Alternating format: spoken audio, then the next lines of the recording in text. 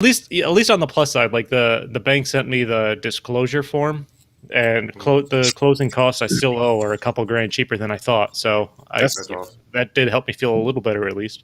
That's awesome. Because I've already paid a huge chunk of it as we've been going through this process anyway.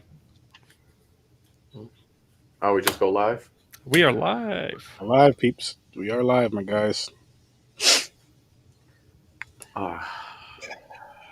And I'm just gonna I'm ripping the Band-Aid off, James. This is what we're reviewing tonight.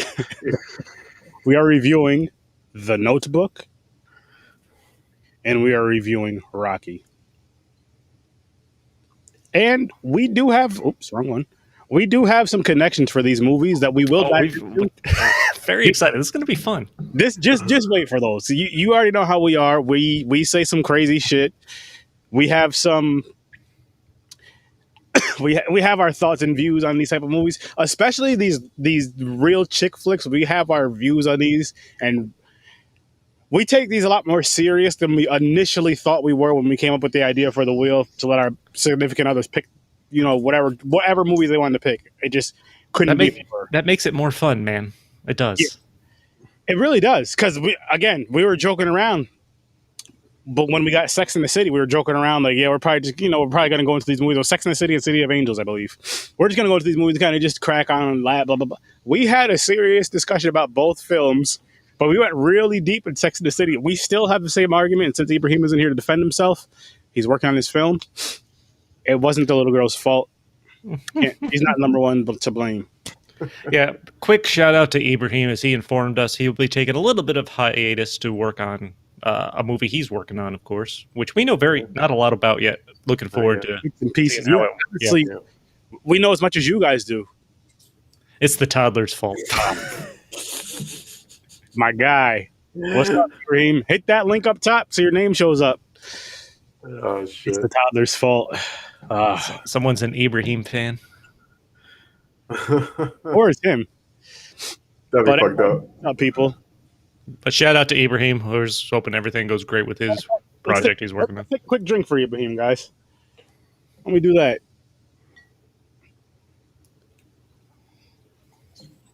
What are you guys drinking, by the way? I am drinking some Perula Pilsner from the Warbler Brewery. I love the fucking cans, man. Yeah, the other designs are badass. It's all bird related. That's cool. Birdman. Mm-hmm. It's light and delicious. Just because we got the chick pick wheel, I decided to go with cranberry pineapple juice with my citron lemon vodka. Nice. I did like a last minute thing. I was gonna do something either red or pink, but I just ended up doing Snapple raspberry tea, 100 proof vodka, and like the sweet and sour mix. Sweet and sour mix. Yeah. That sweet and sour chicken mix. Yeah, I know. No, Chinese food? No. The yellow, the stuff you get. It's a sour mixture. Sour, but it's like sweet and sour though. Yeah. Okay. I think they just call it sour. I don't know. I kind of want some. Now I want Chinese food. I don't eat that. You don't eat Chinese food? No, it's curse. It gives them the runs. Listen. But not only that. That's not I got food poisoning twice. Oh yeah, he did. That's right. Yeah. Dude, find it from. Did you get it from the same Chinese place? No, one was at. I don't remember where the first one was. It was either 2 or 3 times. One was at Samurai. Okay. I never been there. There could be a reason I never been there. Because you get food poisoning. All right, go ahead. So I just no more, no mas. Not me. I'm like, I'll just think I got a bad batch. I'm like, oh man, that shit gave me the shits last night. Then I'll be getting Chinese food again. It's like drinking. I'll never do that again. I mean, I still go to Taco Bell from time to time. That doesn't stop me. No, don't stop me either. Exactly. To be fair, I plan Taco Bell on days I know I'm going to be home.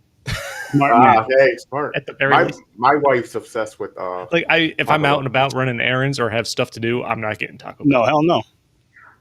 That's usually our she'll pick if like what do you want? I don't know. She was okay. You want Taco Bell? I'm like whatever. Hey, shut up out there. Is that the yelling at your new dog? Or no, that's my That's Emily, my one dog, first dog, barking at my wife because my wife just got home. But anyways, fellas. All right, fellas. You want to get into it? Let's go. Let's go start with Rocky. I think we should start with Rocky. I feel like the Notebook will be a hot topic once we get to it. Yes. Yes. How do you guys want to start this? I mean, you want to just jump into early ratings for Rocky? We'll do early ratings. Okay, so how many Adrians would you give this movie? I'm going to give it 8. Okay. This movie's not about dialogue. No, it's not at all. Like, when I was looking up like behind the scenes stuff, like there's so much fucking trivia to Rocky and everything that went on and making it. Like it's just too much. I tried to limit my notes at like a page or just over a page for this. Yeah. But there's like so much backstory to Rocky and how I got started and everything like that. But honestly, the first hour drags a little bit. It doesn't really pick up. You don't even get to anything about him fighting Apollo or a possibility about it until an hour into the movie. It's a 2-hour movie. So it drags a little bit, but you know, from the second half on is great. It is that underdog story. It's great. Fast paced from that point on. Yeah. And you know, just fun. Like it's a great fight at the end. I agree. And it definitely would not have worked if he won, I think. No, yeah, it wouldn't have. It would have crossed the line over the top. Like, yeah. I like how it ended because it sets him up like everybody knows him now. Yeah, it was the right ending for the movie. Yeah, you don't make someone a champion their first shot, man. No, and like I like how they laid it out in the story too. I mean, Stallone wrote this. Like he wrote the screenplay for this. Like he was fucking broke. He had like $40 to his name, having trouble feeding his dog, who was Buttkiss in the movie, by the way. That was his real dog. Awesome. And sold the screenplay for like $150,000. Damn. But he would only sell it if he could be the lead actor in it. So the people that bought it guaranteed he would be the lead actor. Awesome. And then there's more story behind that. But yeah, I give it an 8 Adrians. 8 Adrians. What about you, James? I agree. I was going to give it 8 Adrians too. I always liked Rocky. Like you said, it's like slow in the beginning, but it's like still entertaining. Like Rocky, everybody, like I think everybody knows who Rocky is. You're like, oh, you rocked, you know. But yeah, I like it. We'll get into shit of what I noticed this time watching it. yeah. We've got some fun takes on this. Yeah, we got some fun takes. Because we didn't discuss this at all during the week. We chatted a little bit before we go live, and yeah, we have a lot of. But I'm gonna go with you guys. I'm gonna give this movie an 8 as well, 8 Adrians, because it's a good movie. It's an entertaining movie overall. It starts out slow, but it's one of those ones that you're so used to because you've seen it so many times. And for me, excuse me, I don't know about for you guys, but you say you're channel surfing and this just happens to be on, you can't find anything else to fuck it. No matter what point of the movie, you just finish it. Even if it's at the last scene where him and Apollo are getting ready to fight. You're like, I'll watch it from then on. It doesn't really matter where this, you know what I mean? Again, if I'm just channel surfing, something to watch for like background, I'll throw it on. Yeah. So yeah, I give it an 8. I'm going to say this about both these movies. I think both these movies could have been like a half hour shorter. You got a problem with times of movies. Every time I think of a movie, I always think it's an hour and a half to 2 hours long. If it goes to like 2.5, that's when I'll go, damn, this movie's long. Like I only ever plan on, if I'm going in to watch a movie I haven't seen before, I haven't seen so long I don't remember, I generally try to plan on like an hour and a half. Then when I see that 2-hour mark, I kind of groan a little bit. I'm like, do you? Yeah. See, I get prepared for that. I always think in my head, like since I was younger, if I click on a movie, I'm expecting an hour and a half to 2 hours. Yeah, I expect an hour and a half, hour 45 tops. Yeah. When I see 2 hours, I'm like, ugh. yeah, he was crying. Both movies made him cry. No crying here. No crying here. That's why he's wearing glasses. His eyes are red. He's been waterworks all afternoon. I'll say this: my eyes are red, but not from crying. So it triggers it every time. He's finally stopped crying. doing the dishes. That he remembered his wife was supposed to do something earlier. Then he remembers her dementia. He's like, you forgot, just like her in the movie.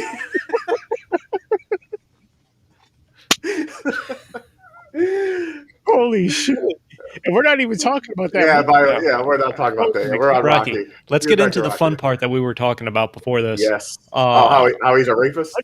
Hang on. Let's rephrase that. We're not going to call it the fun part because what we're about to say is out there. I won't say rapist. I'll go rapey. Listen, this was, and it's so I'm watching this, and I forgot what I put sent in the group text. Something about Rocky coming on. Like I either haven't watched this movie all the way through, or I watched it so long ago because it came out in the 70s that I didn't remember how him and Adrian actually got together. Same here. But I think I texted something about the love story. Like, this is not a love story. This is an almost borderline rape story. And when he comes on to Adrian, stalking up a storm, goes to the pet store every day. Hey, talks about stupid shit. Like, he kind of forces himself on her. Oh, definitely. Well, he even did the straight arm to the door shut, and like, well, you don't like me? Like, he's not going to let her leave. I'm going to kiss you. That's how he sweetened it. He's like, he's telling her, I'm going to kiss you. This Basically, is like it or not. Not only that, though, James, while you're on that part, he was like, he said he wanted to kiss her so bad, whatever. Cool. Then I'm going to kiss you. You don't have to kiss me back if you don't want to. And he kissed her like 4 times. Then she finally kisses him back. And I'm just like, that's a lot, man. This is it's not the love story The Notebook is, that's for sure. It felt more like he forces himself on her, and then like that scenario where the victim falls in love with their captor or something like that. I'm going to mention something my mom told me when I was talking to her. She asked me what movie we were doing. She had a point because I explained this part. I was like, I never noticed this. And she was like, no. I'm like, yes. She goes, no. She goes, at that time, the men were manly men. It looked forceful, but it wasn't. Like, the women knew it wasn't that way. She says these days are different. Because you look at it like we're looking at it now. You're like, yo, that's rapey. That's rapey as shit. And back then, she was like, no, that's how you knew a man would protect you. He was strong. He knew what he wanted. And it's just like making a list. I was like, damn. I was like, I don't know. That's still crossing the line. Listen, because the way I look at it from like a male's point of view is that seems more like control-y. Like, he'll protect you, but he might also knock you upside the head if you get out of line. Adrian, do them dishes. No. Especially, because no one will know either. They'll see blood on his hands. They think he's just punching cows. Punching beef. Yeah, so it's punching beef. They're like, yo, the blood. Oh, you just got back from the freezer, Rocky? He's like, yeah. Pounding some beef. Pounding raw meat. Pounding some meat. Yep. That's what he was doing. More ways than one. Yeah. And you know what else was crazy is like how pushy her brother was for him to go out. For every movie, he's an asshole. He is such an asshole. Like, I hate that character. Because alcoholic dickhead. For those of you that have sisters, there's none of us are gonna be like, yeah, go ahead and date him. Date him. Go on. No, it's gonna be the opposite. Like, yo, what the fuck do you want to do? Why do you want to date my sister? Who are you? Yeah, he's like he's shoving her out the door to be with him. Yeah, and then of course he comes home drunk, and starts calling her basically a whore. Yeah. He's the one that told her to do it. Get out of here. It's like, go live your life. And then, you're not a virgin. You're a whore and stuff like that. Like, dude, this character, like, how is anybody friends with this, let alone I think it's that one thing. Like, everybody has that one friend you grew up. Like, he's your friend for, like, every day. But, okay, let's say, so Rocky's really in love with Adrian. That's the one. Are you still going to stand for this piece of shit douchebag talking about your woman like that in front of you? He's just sitting in the chair while these two argue and kind of minding his own business. He basically said it one time. He threatened him, and that's when he took a sip. He basically said, "I should knock you the fuck out." And it was like that one scene. I forgot what it wasn't that scene. It was another scene where he did something to Rocky, and Rocky finally snapped or something. He was like, "Is that the first? I think it was the first time he goes to the butcher." Yeah, the meat place, and Rocky basically told him, like what he said is, "Don't talk about your sister like that." Yeah, or I'm going to, and he was like, "No, dude." Like, okay. But so I haven't seen all the Rocky movies. Is Paul? And I've seen 1 and 3 now, at least recently. Honestly, I'm gonna watch 2 tomorrow because I definitely like the second half of the movie. Definitely, when it picked up, I was definitely into it. Pumped up, waiting to see the fight with Creed, and I knew he lost, and I know he wins the title in the second one. But so I'm gonna watch 2 tomorrow. That's I think awesome. But I forgot where I was going with that. Happens. I've been drinking all day. Nice. Nothing wrong with that either. But no, like the second half of this movie is great. It's super entertaining. Like the fight. I love that. I love that he doesn't win, and he knows he can't. He even talks about the night before that he can't compete. His goal isn't to win; is just to go the distance. His goal is just to last. It's usually 2 rounds only. 3 rounds. The prediction was. Oh, the prediction was 3 rounds, but doesn't it usually no one lasts after 2 with Creed? And he told Adrian, he was like, no one's lasted after like 2 or 3 rounds. Yeah, he goes, I just want to go the distance, show people I'm a good fighter. He just wanted someone to notice him, respect him, basically. Yeah. He's not a bum. He said 18,000 times in the movie. He's not a bum. Not a bum. I will say this guy right here. as far as the respect thing goes, I feel like he would have gotten more respect if he would have taken it. Like when he took it from the Apollo thing, once he found that part out, he started taking his training very serious. So it's like, why should I take you serious boxing if you're not even taking yourself serious? You're not training. You go to the gym and spar a little bit, punch the bag a little bit, then you're off. You're not running. You're not doing anything else. As a matter of fact, I didn't really show him training until the Apollo. Well, he really never did. That's why he was hardly at the gym. Now, the thing is, his record was like 64-24. Yeah, they mentioned they're all bums. They talked about his record as he was walking into the ring. It wasn't anything impressive. Like it was a lot of fights, but he had 25 something losses too and draws and because he didn't train. But then he started training. But here's the thing: I agree what Rocky said to Mickey when Mickey came out of nowhere and says, "I'll help you." And he said, "Where the fuck were you?" Yeah. When I first thing you didn't believe in me. Why didn't you help me then? I need you then. You know what I'm saying? So Mickey's basically one of those douches, but then they become like father and son. Yeah, really close. During the movie, they come really close. So I understand that they build a relationship, but he does have a point. He does, especially after so there's the one confrontation at the gym where Rocky comes in and he starts yelling at Mick.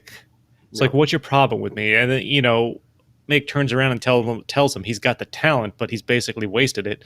Like if he saw that he had the talent and knew that for this period of time, why didn't he bother to try to help him?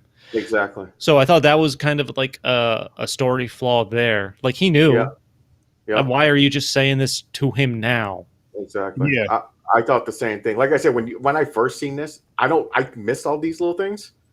But you watch it now, it's like grown-up eyes, I want to call it. You watch it, and you're like, what the fuck, man?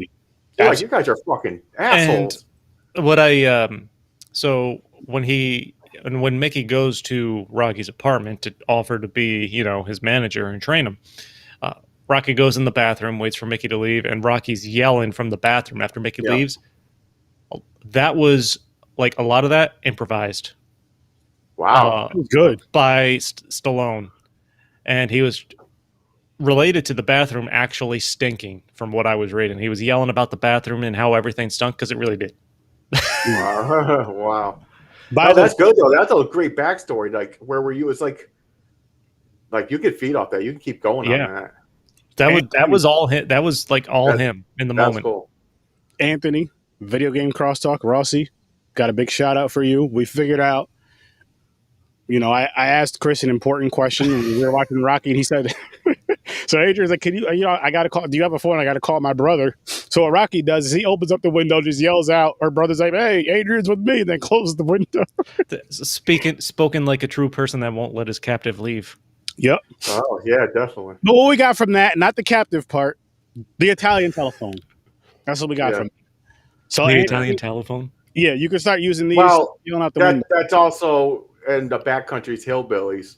They're like, hey, go call your father. They yell out the window, hey, Mom, down the street and shit. So that could both ways. I see that too on there.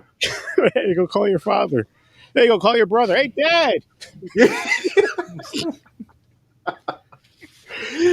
Oh man. She's like, no, he's your brother today, not your father. That's tomorrow.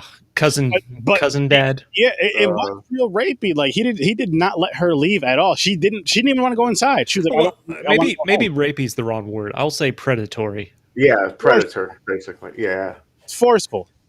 Yeah. But I mean, he's kissed on her. That's at least what's the word? Sexual harassment? No, sexual assault.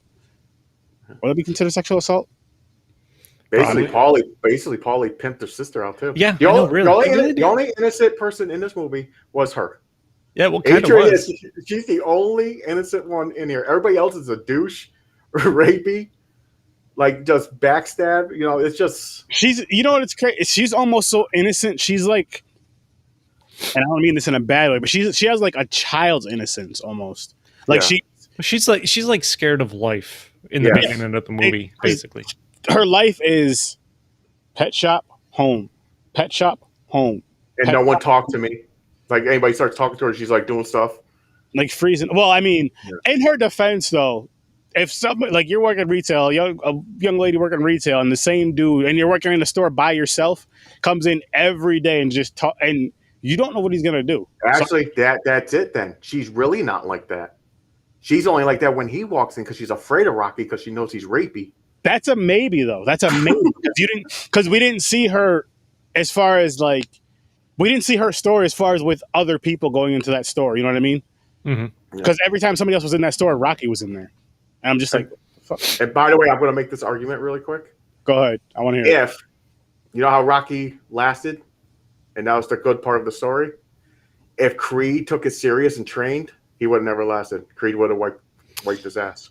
That's a interesting thing to think about as well. Yeah, I mean, it's not like Creed ever took the fight seriously. Because I remember in a part where Rocky and was it Paulie when Rocky was on the news, on the news, beating his meat on the news.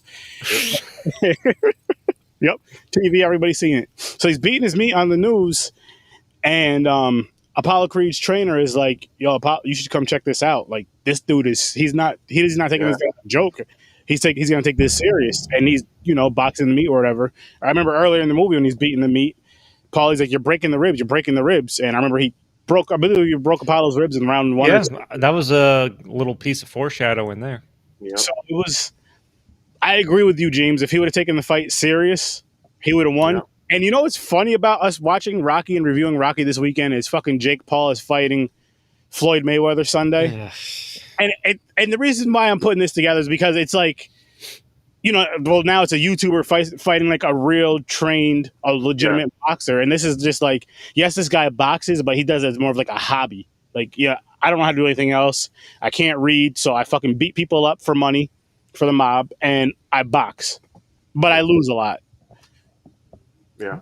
And it's fun. Okay. But it's, I don't know. Maybe some shit he beats him though. But anyways, I'm not gonna talk about that. I don't even give a crap. Yeah. But like, and watching Rocky in those pet shop scenes was just so fucking awkward and uncomfortable because the dialogue was just so bad. Him trying to hit on Adrian and pick her up. He made it where Rocky was basically a brute caveman, like dumb as rocks. That's why his name is Rocky, I'm guessing, because he's dumb as rocks. You didn't even understand what he was saying half the time. It was basically just kind of mumbling.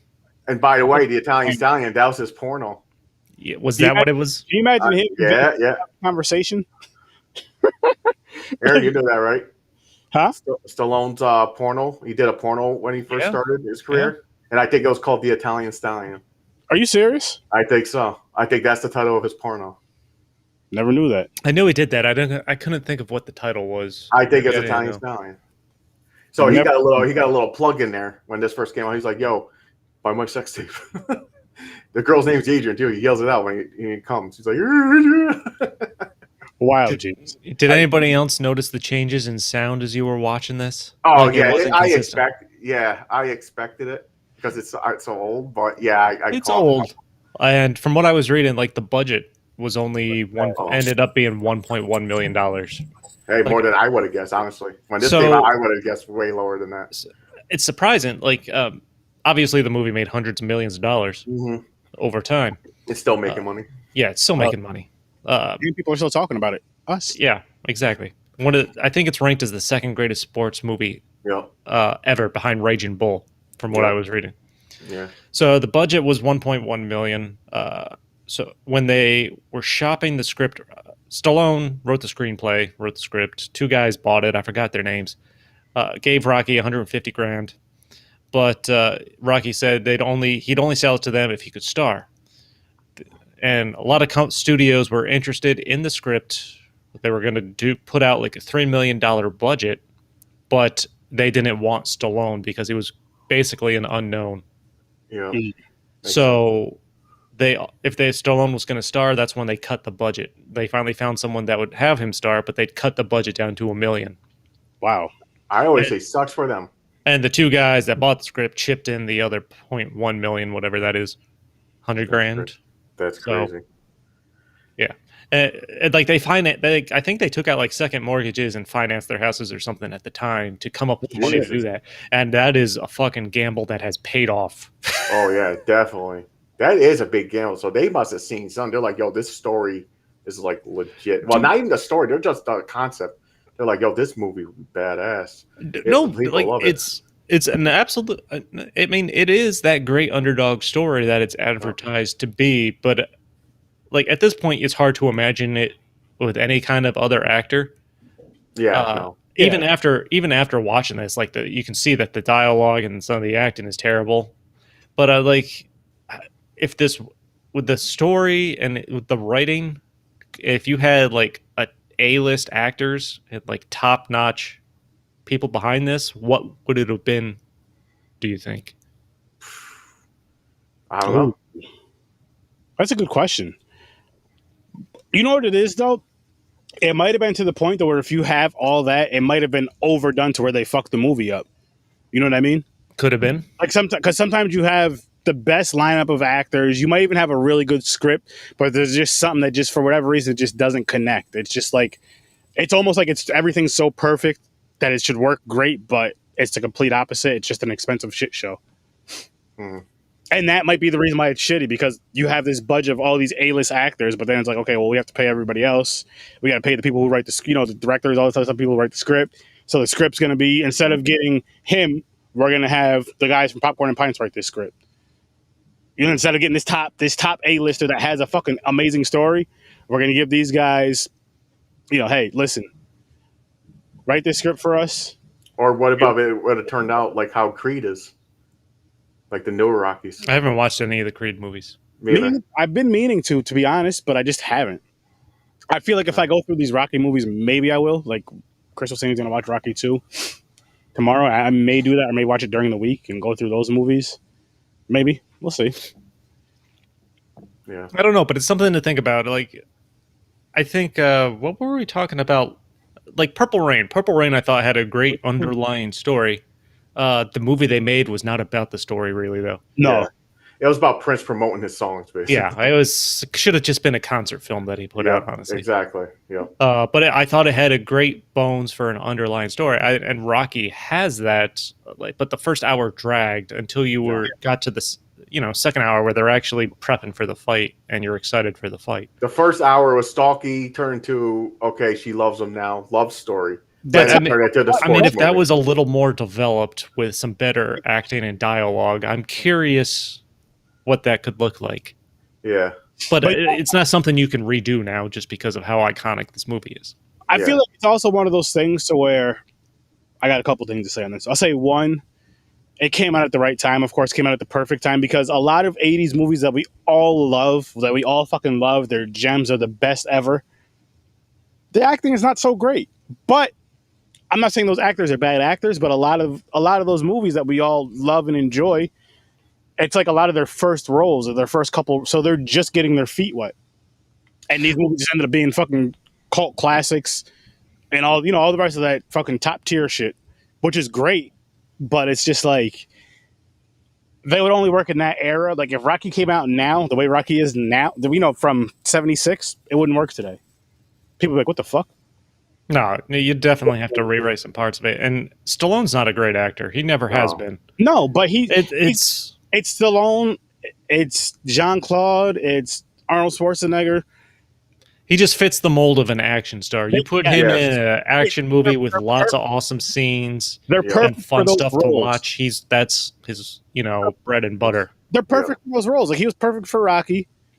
Shit like that. And they don't have those deep lines like you were saying before. There's not much dialogue, so because they don't really need it. It's like, okay, I'm watching this.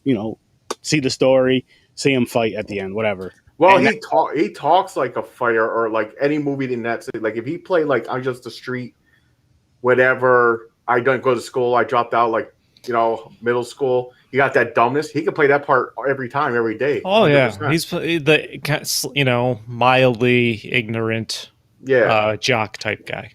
Yep. Women weaken the legs. I thought that was got the murder mug, Bree.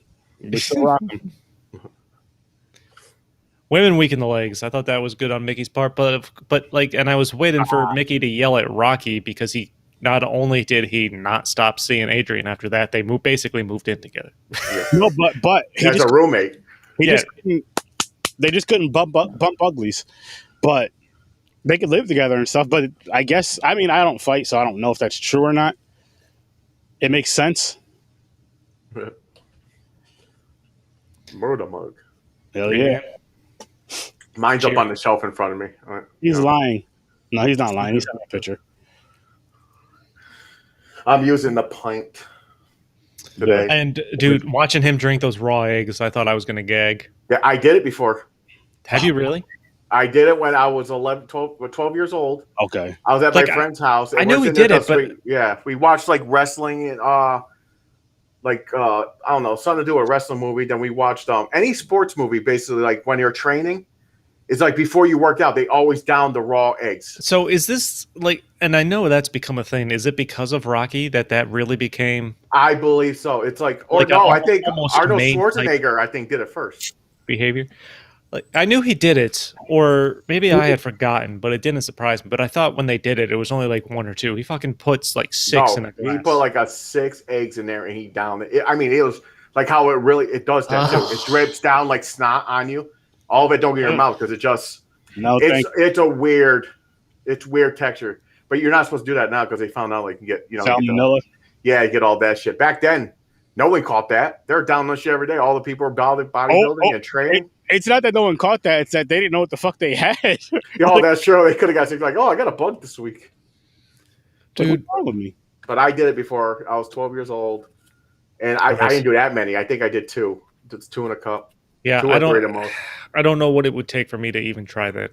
Definitely money. I just don't know how much. I was stupid back then. I was one of those people, like, if it was reasonable, if you dared me, I would do it. So someone dared me to eat an ant for a can of Mountain Dew.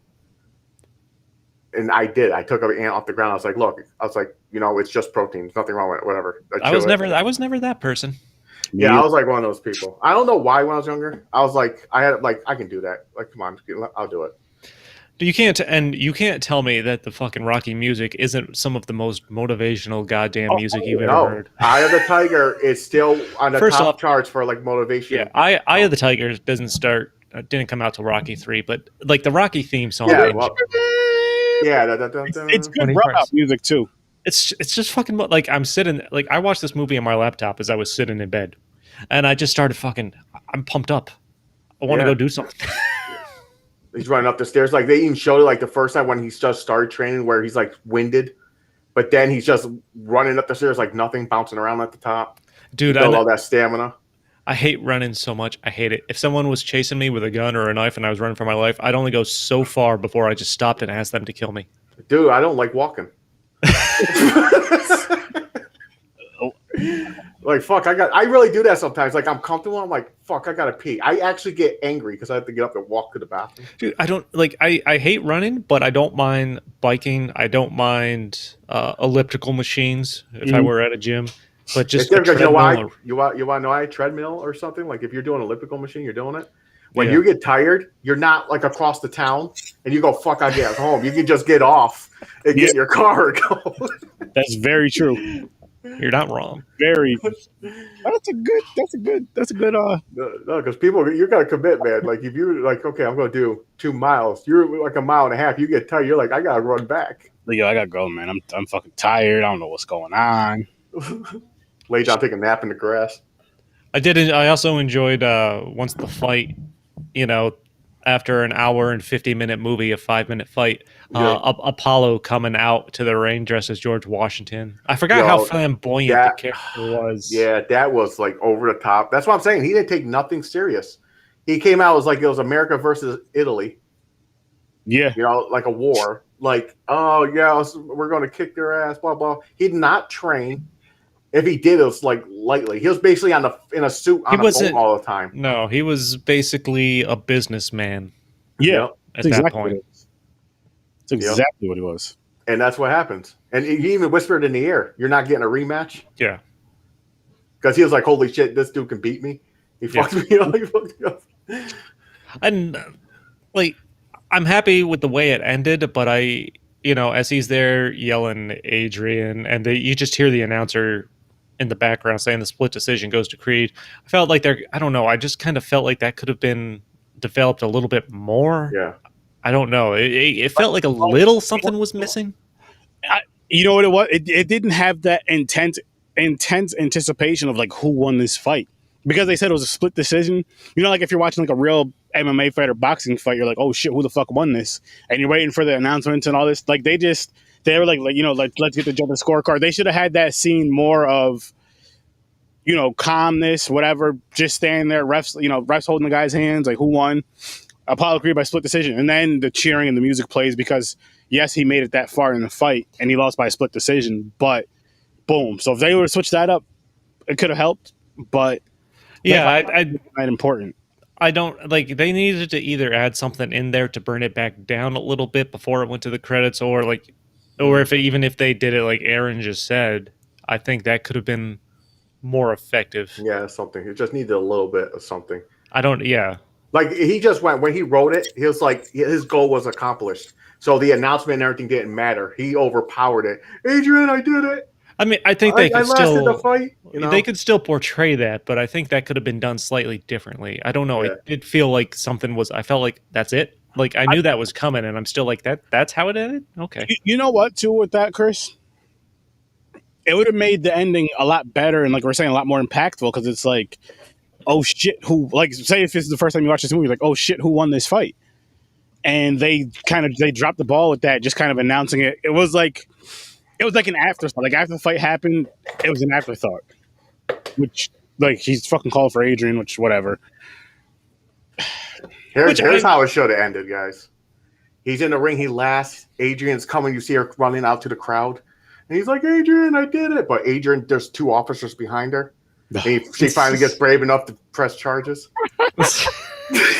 And they run to the ring and arrest him and beat him out. Oh my goodness! Holy James. That's funny. That would have been funny. That would have been a funny, like, alternate ending. That would be. Want to hear a couple fun trivia nuggets I picked up on Rocky? So Susan Sarandon was the almost auditioned for the role of Adrian, but she was deemed too pretty. Okay, I can see that. I'm sorry. I don't recall what she looked like in the mid-70s. Me either, but what I mean by that is I'm not saying that the woman who portrayed Adrian isn't attractive because everybody's beautiful, but I get what they're saying. Like, you don't want someone that's like sexy, like, oh my god, she's, you know what I mean? The character is less believable because you won't believe in someone attractive like that having zero confidence and zero self-esteem, even though that does happen. But you don't think about that, especially in those times in the 80s. It was like, okay, you got the beautiful chick, all the confidence in the world, dumb as a box of rocks. You got the very intelligent chick that can own multiple companies, multiple corporations, but she has zero self-esteem, and she's just kind of just whatever. She, like, the way she feels on the inside is how she dresses on the outside, basically. And that's what you got with that character until she felt better about herself, because later in the movie, remember, she dressed up for the fight, had the hat on, had her hair done and all that. I'm not saying people have to do that, so do not attack me. But I'm just saying she felt better about herself, and it was more about who fits the appearance of the role that they're trying to have this actress portray better. And I feel like it was a great choice, honestly. The actress that plays Adrian is great. The acting was best in this movie, but again, I'm going back to a lot of these people it's probably one of their first couple films, and I know that takes a little while to develop. But I feel like the movie was done though. Yeah, her character opened up when her legs opened up.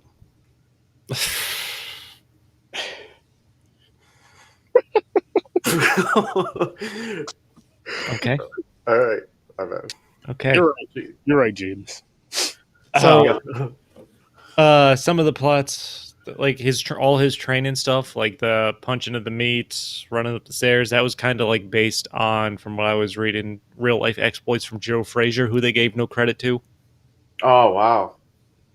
So, see, I thought they just add that in Rocky. I didn't know that they got that from someone. Yeah, it makes sense because it would, like, if you can't afford, like, you don't have a bag or anything, and you work like in a fucking butcher, you got access to like livestock, like butcher place. Why not use it as a fucking bag? Start punching. Whatever works for you. Yeah. The original script had a darker tone, so I guess originally Mickey was portrayed as a racist, which I could absolutely see just by his character. Yeah, definitely. Yeah. Adrian was also Don Corleone's daughter. I didn't know that. I have a confession to make, guys. Nothing like Usher's. I've never seen the Godfather movie. I've watched it years and years ago, probably. So the only way I'll probably watch the Godfather movies is if we make a wheel, like a gangster movie wheel. It's a long movie too. We know how you are. Movies over an hour and a half. Let me rephrase. If it's a movie that I'm really, really interested in, I don't mind that. I really don't mind that. And stuff like those type of films, I do really enjoy. But if it's something that's just long for no reason, to me, for my opinion, long for no reason, I'm just like, this could have been a half hour shorter. This could have been an hour shorter. No, but Mickey was originally going to be a racist, and they cut that out. The original, he kind of said some things. You kind of get the feeling based on his personality that he said a term. I believe starts with a G. I'm not going to say it because I don't know if it's offensive or not. But it starts with a G and I believe ends with a Y. Oh, I know what you're talking about. The Italian. It's what I'll say this. I'll say guinea pig. Yeah.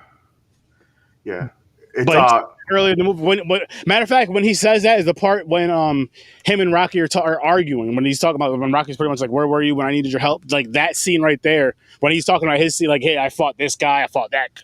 I fought him, Rocky. I fought that guy. He busted me in my eye right here." And Okay. I'm going to do it, guys. I'm going to say I'm not saying it. It's not racist. There was a racial slur people used to say back in the day, or I don't know if they still do. For Italian, if you have an Italian family on your street or something, they used to say, "Hey, you see the guineas down the street." Oh, yeah. So that is the racial slur Aaron was talking about. Yeah, I'm not offending nobody. I was just saying. This is an educational context. Yes, educational content. Here's how we're going to drop this educational content as well when it comes to those type of slurs. They'll use the Caucasian ones. I'll take care of all the rest. The black ones especially. That's how we'll do it. So there's nobody getting upset and crying. There we go. All right. But I mean, this is an offensive way. So final ratings on. Well, hold on. I want to you got another fact. Just two more quick notes. So the original script ended with Rocky throwing the fight after realizing he didn't want to be part of the professional boxing world. That was the original ending for the script. That would have ended the movie, right? There would have been no franchise. They basically had the narrative, but it's the opposite way around. Mickey was like, "Stay down, Rock. Stay down." Yep. Basically, he was telling him to give up. Yeah. He's the one to get hurt. Yeah. And then there were two prop department goofs that Stallone wrote into the movie. So, the scene where he goes to the ring the night before and looks at he's looking at the posters. He sees the Creed 1, he sees the poster of himself, and he asks the promoter about his red trunks on the poster. Right. Yep. So that was a goof on the prop department. That poster was originally supposed to show him in the white trunks that he mentions. Oh, wow. But he wrote it into the movie. That's fun. To ask about it. the promoter's like, why does it matter? Yeah, why does it matter? It doesn't matter. Because basically, you're nothing. So he wrote that into the movie, so they wouldn't think it was a goof. I actually like that a lot. Just because. Just really quick before we go on to the next one, so I don't forget. But just really quick with that scene, because it makes him look like for this fight like he's insignificant. You know what I mean? Like, you don't matter. That doesn't matter because you don't matter. You're not the guy. You know, everybody's coming here to see Apollo Creed beat your ass, have a little fun, and that's the end of the day. That's pretty much what he said. You know, in a nicer way. It like just built up more of the underdog story. They just built it up. Yeah, that too. There's that, and where he asked Adrian a couple times about his robe being too baggy. That's because he got that on the day, and he didn't try it on before, so they didn't know the right size. It really was too baggy. No, it was big. Yeah. What I like about that too, though, is like, didn't they write it in? Like, somebody gave it to him. I think you might as well say his brother-in-law gave it to him or got it for him, and they put the meat thing on his back. Oh, Paulie. That he did for Paulie, the meat. Paulie bought it. That's right for the promotion. Not this kind of meat either, people. Advertisement. Yeah. Yep. Because he got $3,000, I think. Something like that. $3,000 for the advertisements. Yeah. So those were two little interesting trivia facts for the Rocky fans. Honestly, I like them both, and that makes me like the movie a little bit more because it is small as it was. It adds that much more to the movie. Listen, and on a budget this small, they only had so much time to film these scenes. Like, there's a number of these scenes that were filmed one take, and that's it. Wow. And again, I'm not. This is not a perfect movie by any means, and I know people can say you can make the dialogue and all that better. I wouldn't change anything about this movie. I really wouldn't, because I feel like this is one of those movies to where it's so imperfect that, again, because of the era it came out, you got all these type of movies to where they were imperfect. Wasn't the best acting and all that stuff, wasn't the best stories, but for whatever reason we connected to 80s film a lot, going across the board with multiple genres, from horror to to this and all the other stuff. Like, they all had a lot of similarities in them that every single 80s movie had in them, and it was just like, I think that's why we all love a lot of 80s movies versus like any other era. That's my opinion. And again, this was one of those, and like I said, imperfect movie, didn't have the greatest acting, didn't have the greatest anything, but it was, everybody loves the underdog story. Like, everybody fucking loves the underdog story because at one point everybody's an underdog, I feel. And he overcame that. And I mean, goes on to do more movies as far as the movie realm goes, and so it was pretty cool. But my final rating sticks with the 8. Yeah, Adrian's. I'm actually gonna bump it up to 8.5. Just because honestly, because those two things you just told me, I think that's really cool. So I'm gonna bump it up to 8.5. And yeah. So, do you guys want to spin the wheel now, or do you want to jump into what you call it? We got to spin the wheel, man. Yeah. That's the midway point. So, this is our thing now, spinning the wheel between movies. Got it. And we'll probably jump. Yeah. And I want to bring up the idea I brought up as to add in a James Bond wheel. I'm down. As we talked about how predatory Rocky looked, and then we talked about the Sean Connery James Bond movies being borderline rapes. Oh yeah, definitely. We talked about how many movies there were, and I think we should create a James Bond wheel. There's a lot. There's going to be more wheels coming that we're going to talk about behind the scenes, and we will probably spill the beans like we always do because it's just fun to do that. But a James Bond wheel sounds fun. I feel like a sports movie wheel would be kind of fun. To an extent, or more fighting. Fighting is what I meant. Fighting, cheese and crackers. What is this? Cheese and crackers? The whites got it again, guys.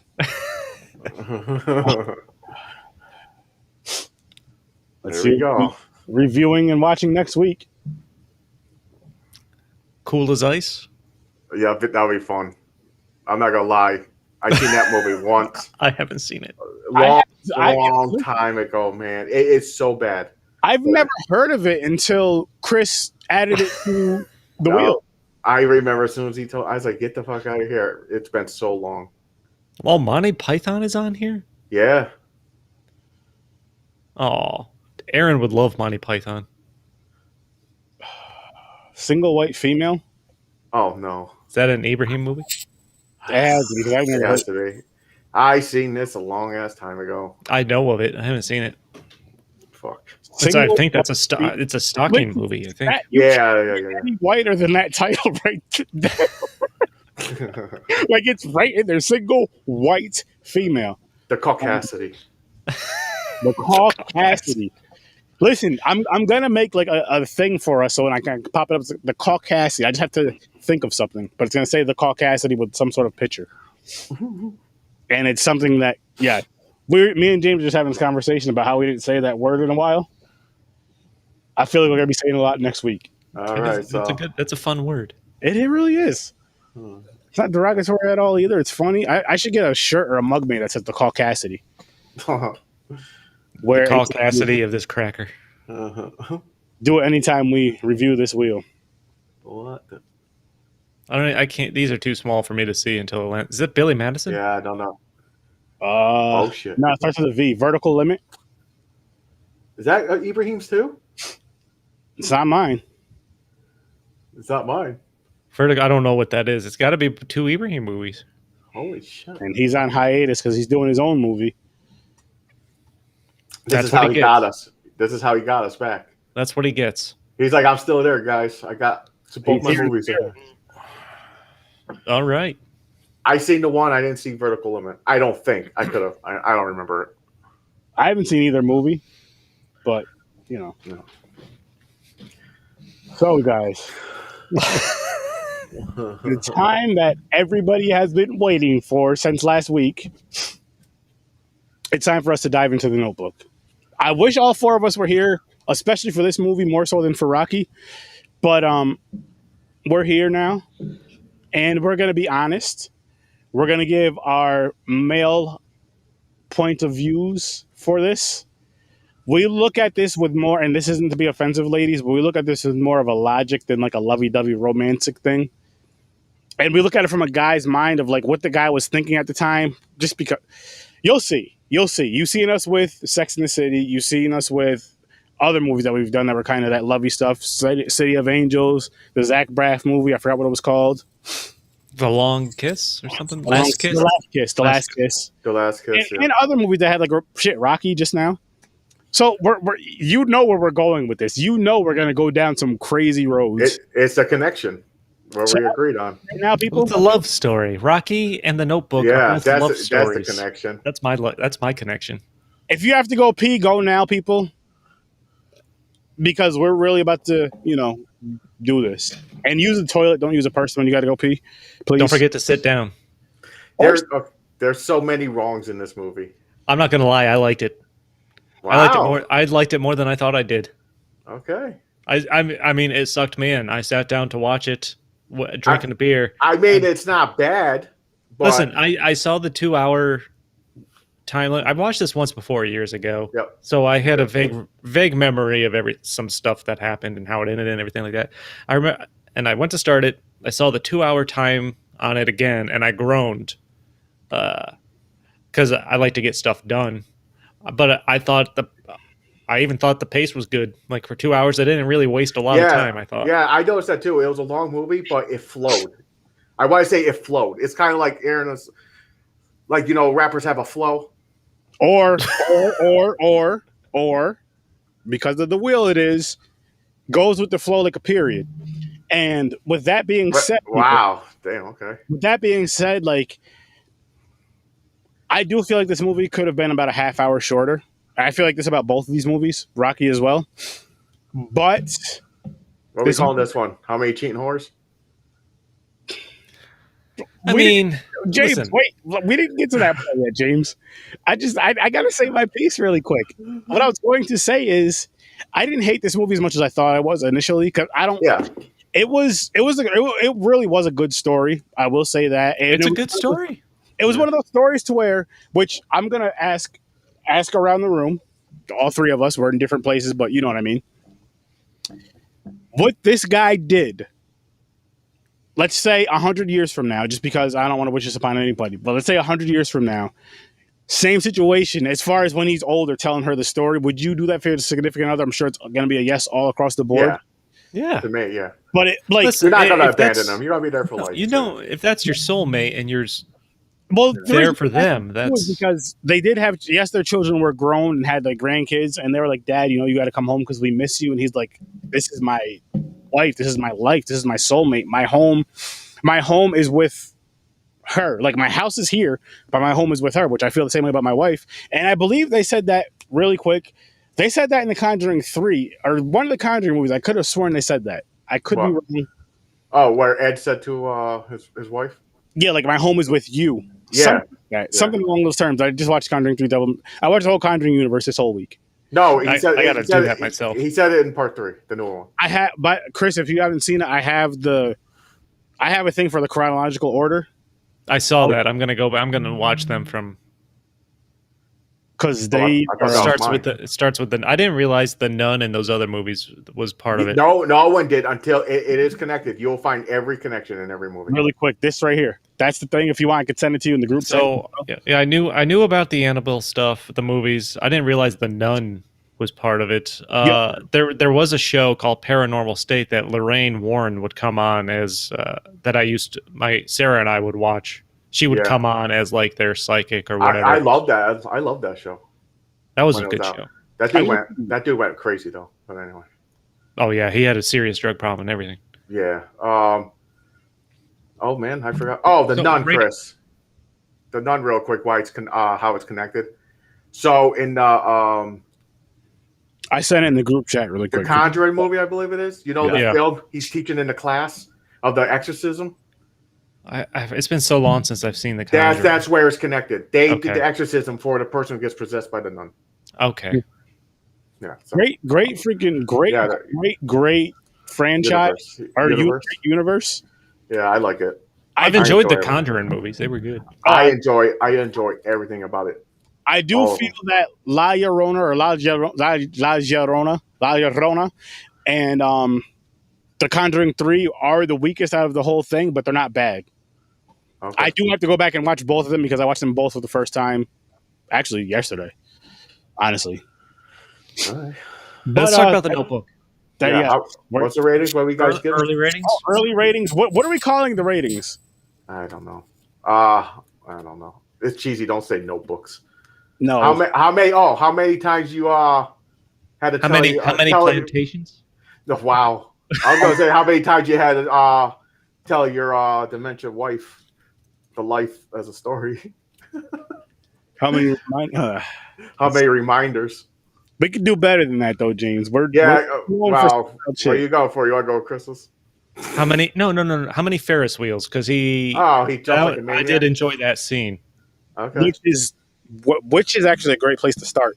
So, how many Ferris wheels would you guys give this movie? I'm giving it a 7. Wow. So am I. Wow. Like, okay. Now I'll say this: it wasn't a bad movie at all. It's not my type of movie. Would I watch it again? If my wife really wanted to watch it with me, I'd say yes. Or for a podcast. Other than that, I wouldn't watch it just to watch it. So if she was like, "Hey, I want to sit down and watch this movie with me," I want to watch this movie with you, I would do that. How many tissues? 0. 0. I almost thought she meant to type how many man tissues. Definitely none. This is the wrong movie for that. No, I'm with you on this. This is, if I was to sit down and watch this with a significant other, I'd really have no problem. It's not something I'm going to watch on my own randomly one day. No. Oh, by the way, guys, her thing would have worked. How many man tissues? You know how many times he had to rub one out because they're just kissing everything? And they weren't just kissing. They're on it, like dry humping. Yeah. So. Been there. So it could be man tissues. Noah blue balls. That could be the final. Oh shit! So let's. Wow! Did everybody give their score? Oh, I went 6. Sorry, go ahead, James. 6. Yeah, I went 6. Like I said, the movie's not bad. It's just I'm not into these lovey-dovey movies, so I'm like, okay, yep, okay. Oh, okay. I can see how that's sweet. Okay. You know what made this movie better is if that house that he built up was haunted. Boom. Yo, it's connected to the Conjuring universe. It ends up being one of the houses that someone died. Yeah, you can add it in to turn it into a horror movie. Boom. That's amazing. I would have loved it then. Now you've got Aaron's attention. Yeah. No, listen, the story is, I think, really well done, and I like the interwoven young and old couple storyline. What I like most about it, though, is the fact that they didn't try to keep that a surprise. Like, Yeah. they didn't play it off till the end. Like, hey, surprise, this is them old. They established that after one or two scenes of Yeah, the they old started couple, they and started then right kind of built on the old couple's life after that. Yeah. Which you go back and forth between this love story of them falling in love and the heartbreak kind of him losing her mentally. Yes. Yeah. It's a fascinating contrast, I thought. No, it is. And I thought it was well done. It's good. Because I'm just not into the lovey-dovey stuff. And then I feel bad when I watch it because when we're going to go, I see it and I just sit there and like I'm just laughing that I'm seeing this. It's not the stuff is not funny. I'm just like, holy fuck! I didn't know this is the first time. I'm like, what's wrong with my brain? Why can't I just watch this movie how it's supposed to be? And I see this shit. So, but we'll get to that, guys. But I'm gonna go with 6. It's a little bit lower. Like I said, it wasn't bad. It's more better than my 5. That's it's okay. It's better than that. Like I said though, this is one of those movies where I'm sure James, you're the same way. If your wife was like, "Hey James, can we watch The Notebook tonight?" You're gonna. That's fine. Okay. Well, you know what I mean? If she wants to watch it with you. Other than that, like if us 3 get together to chill to watch a movie or whatever. If we have a movie night one day, which I do have to say something to you guys, but I have to say this thing, which I think will be fun one day. But and we're like, yo, what do you guys want to watch? Like, yo, let's throw. I don't think I have to say, yo, let's throw on The Notebook. You mean the women will just to mess with us? But no. Say if it was just us 3 chilling.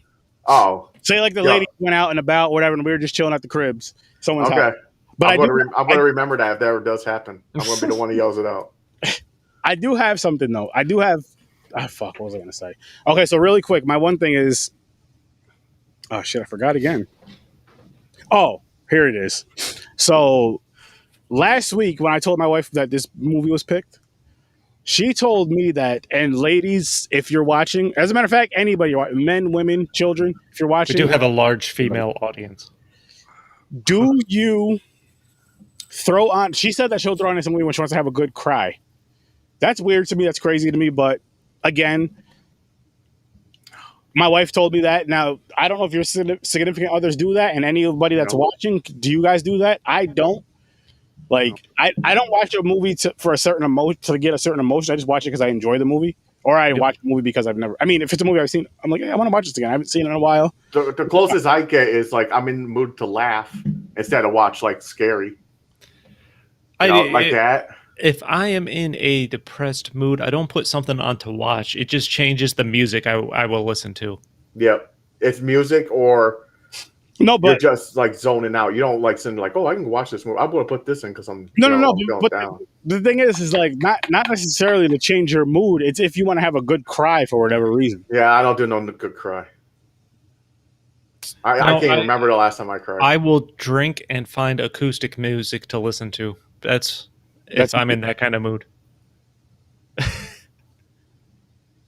But you end up crying though, don't you? I know, but you end up crying though, don't you? You have to. But no, listen, the story. I find it hard to believe you got to the end of this movie and your eye didn't get a little watery. No. No. Really? Yeah, because for one, I already know what's going on. I know she's like, I thought it was Alzheimer's, but I think it's dementia. Alzheimer's, it's about the same, right? 2 sides of the same coin there. Yeah, basically. I mean, come on. When they die together in their sleep, I got a little watery. I didn't. Okay, people. Here's what's kind of. I'm not gonna lie. Listen, here's how. Like I was paying attention to the movie, yes, but when they're laying in bed together holding hands, I didn't realize they died. I thought they were just asleep. Well, that's the whole point. Like that's what they thought too. The nurse thought so. I agree with Brienne. I just don't cry. I think it's because I like accept it already. It's like I know what it is, like the emotion. Like I know if it's a sad movie, I know it's gonna be sad. So like my brain shuts it off. I'm not gonna sit there like people cry Armageddon when the father. Okay, so like for me, as far as movies go, I don't cry. I've gotten choked up during movies. I gotten choked up when I was choked up for a while when DMX passed away, listening to Slippin' and all that. That's besides the point. But I've never like cried or over a movie or like cried over a song. It's just like I don't know. I know I've gotten choked up. But dude, this movie is a roller coaster of extremes between ups and downs. Yeah. Like, they finally get together as young kids, and then you flash to them old again, where she can't remember anything, and then they die together in their sleep. Like, that's a fucking extreme. Up and down. It really is, and it's a beautiful story. It really is a beautiful, sad story. But it just like this movie didn't affect. Like, I didn't get choked up from this, so it didn't really affect me like that. And it was just like, I feel like. I mean, I haven't seen a bunch of these type of movies, but I feel like it's always this, like, they always start the same. If you go back to the Ferris wheel, like with this movie, like Rocky was very aggressive stalking Adrian. This dude was kind of stalking her. But he was gentlemanly about it. Yes, but then with the Ferris wheel, like I'm gonna jump off this thing and kill myself if you don't go on a date with me. That's like kind of like a guilt, kind of like forceful way of asking somebody on a date. So this is what I'm going to say, and it's going to trigger all the conversations. That was a super ballsy way to ask a girl out, and I respect that. I understand it, but here goes the thing. This is how what I watched. Oh, shit. This is the real story, guys. He's gonna say some shit. He's gonna say, "Hey, James, let me just get cozy first. I know you're about to say some shit. Let me recline a little bit. Let me recline." So here's the real story, people. Yes, there was a little love moments. The real story is he was evil. He was abusive, emotionally abusive. He used guilt. You could picture all this stuff, what he's doing. Like, how many didn't he say? They even said it. We fight every day. He's abusive, but she loves him anyway. But he never hit her. That's a good thing. I give a plus. But they argue all the time. But he's obsessive. It went stalker to like, I'm obsessed with this girl. Like that, where he'd been waiting for 7 years. Every year. He wasn't getting another relationship because, like that girl who he was sleeping with, no, I still love her. He was nonstop thinking about her. I mean, he was obsessed like a drug. It is a toxic relationship. I get that he fell in love with her like that. I do understand that. But what you're saying makes a ton of fucking sense to me. It was toxic. Because he was even like, so, when it gets to the part of where it's between him and the other dude, I don't remember his name. Sorry, Brie.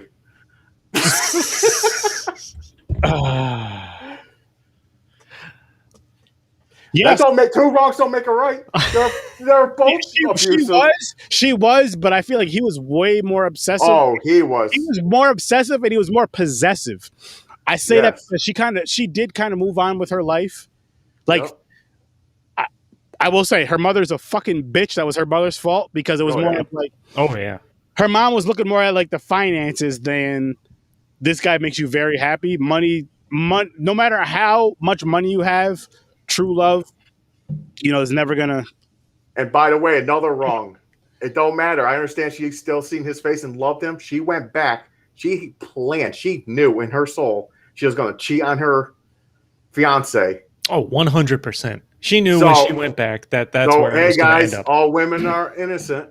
She got engaged. They're cheaters. Was Noah sitting on his damn face. Listen, at that point, would it have mattered if it was prior to her getting married or after? Okay. Because like what he said, you're not married yet. You're not 100% locked in. Yeah. So if they try to ease it like it was right, but you're in a relationship, you're still cheating. But it's like hardcore cheating if you're married, I guess. You know what it is too? Is it's like with that, it's just like, yes, she was in love with the other guy, but she dragged the new guy along this whole time. And like, it was just like how he broke it off with the one chick, and they kind of broke it off because she knew from the beginning, she knew she wasn't really loved like that, like really loved. And then when they break it off, when she's driving off, she kisses him one last time, and then she drives off. And before she leaves, she's like, I've never felt this good I've never felt like I've had a future since, I'm assuming her husband passed. And she never felt like she had something to look forward to. Oh, you're talking about the war widow. The one that, her. Which wasn't his best? Wasn't that like his best friend, by the way?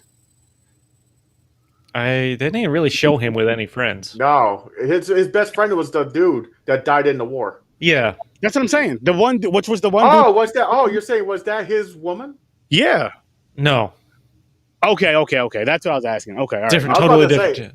Yeah, I would have to say her thing for a second. That would put a like. Well, you guys think this is a love movie? He's smashing. Oh, yeah. No, man, he definitely his friend's wife. That wasn't her. She would have. Yeah, she died. He died in the war. Come get married. He dies, but even if that was that girl, she knew who the other girl was. So yeah, he was talking about her all the time because she was like, "Oh, so you're the one." And it was weird. Yeah. They invited in. She was like, "Come on in." I was like, "Wait, what?" Well, you know what, though, James? She would have no right to be mad because she's engaged, so she can't start a fight. She can't be pissed at him. No, she's the one that invited her in. But I mean, also, how much did Ryan Gosling tell her at that point? How much information did that character have? Where she's like, "Hey, come on in." Yeah, did you guys think of this like I did when that scene right there? What is that the actress's name? I could totally just McAdams. That's Rachel McAdams.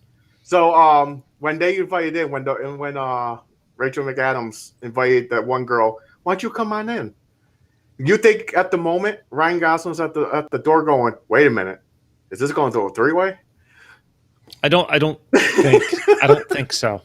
Honestly, believe it or not, James and Chris, I wasn't even thinking like that. Like that didn't even cross my mind watching this, just because it never threw those type of signals. Like as far no, it did. I know. I just thought because my brain goes gutter automatically. But like I didn't even. James is a pervert. We all know that. We know it 100%. He's disgusting, deviant. Hey, but like, the crazy thing though is like, again, like I said, this movie was way too fucking long for me. For me, this movie could have been told in an hour. I didn't mind it, but it wasn't bad. It had a beautiful sunset in the beginning, which I did say in the group chat. I like that stuff over the water and all that. Even though I honestly didn't know if you were being serious or not. Neither. Serious. I like that stuff. It was like that's the part where Aaron cried. He was like, "It's so beautiful." The opening credits. Aaron started crying in the opening credits. Seriously, though, say you cried right there. Would you shut up and go, "I cried right there 2 seconds in"? There's no fucking way I'm watching this. No, I'd finish it. If I cried right there, I'd finish it. You know what would be funny? Is like say if I did cry right there, but that was like the only part I cried at because it was so like this is so beautiful. Just started crying. Now what? Okay, here's another supposed to be sad part. Oh, hold on, you got something to go. Really quick, I got to ask this question. We all watched this movie this week between yesterday. I watched it today. I think Chris watched I watched it today. This morning. You watched it as well. Did you guys watch it with your women, or did you watch it alone? I was supposed to watch it with her last night, but we ended up going to bed to the bedroom late, and she was tired. So I was like, "Don't worry about it. You don't have to watch it. I'll just watch it in the morning," because I did overtime. So I watched the movie while I was working. I watched it by myself. Same here. Okay. Same here. So the thing is, what happened in the original? When this movie is like, when this pops up, I want to be there and watch it with you. This is what the significant other said. That they abandoned us. They stood us up. Not only that, but she was like, "I want to watch it with you. I want to give you my input as the movie's going, and I want to make sure you're actually paying attention to it," which I actually did. Oh, I paid attention to it. Yeah.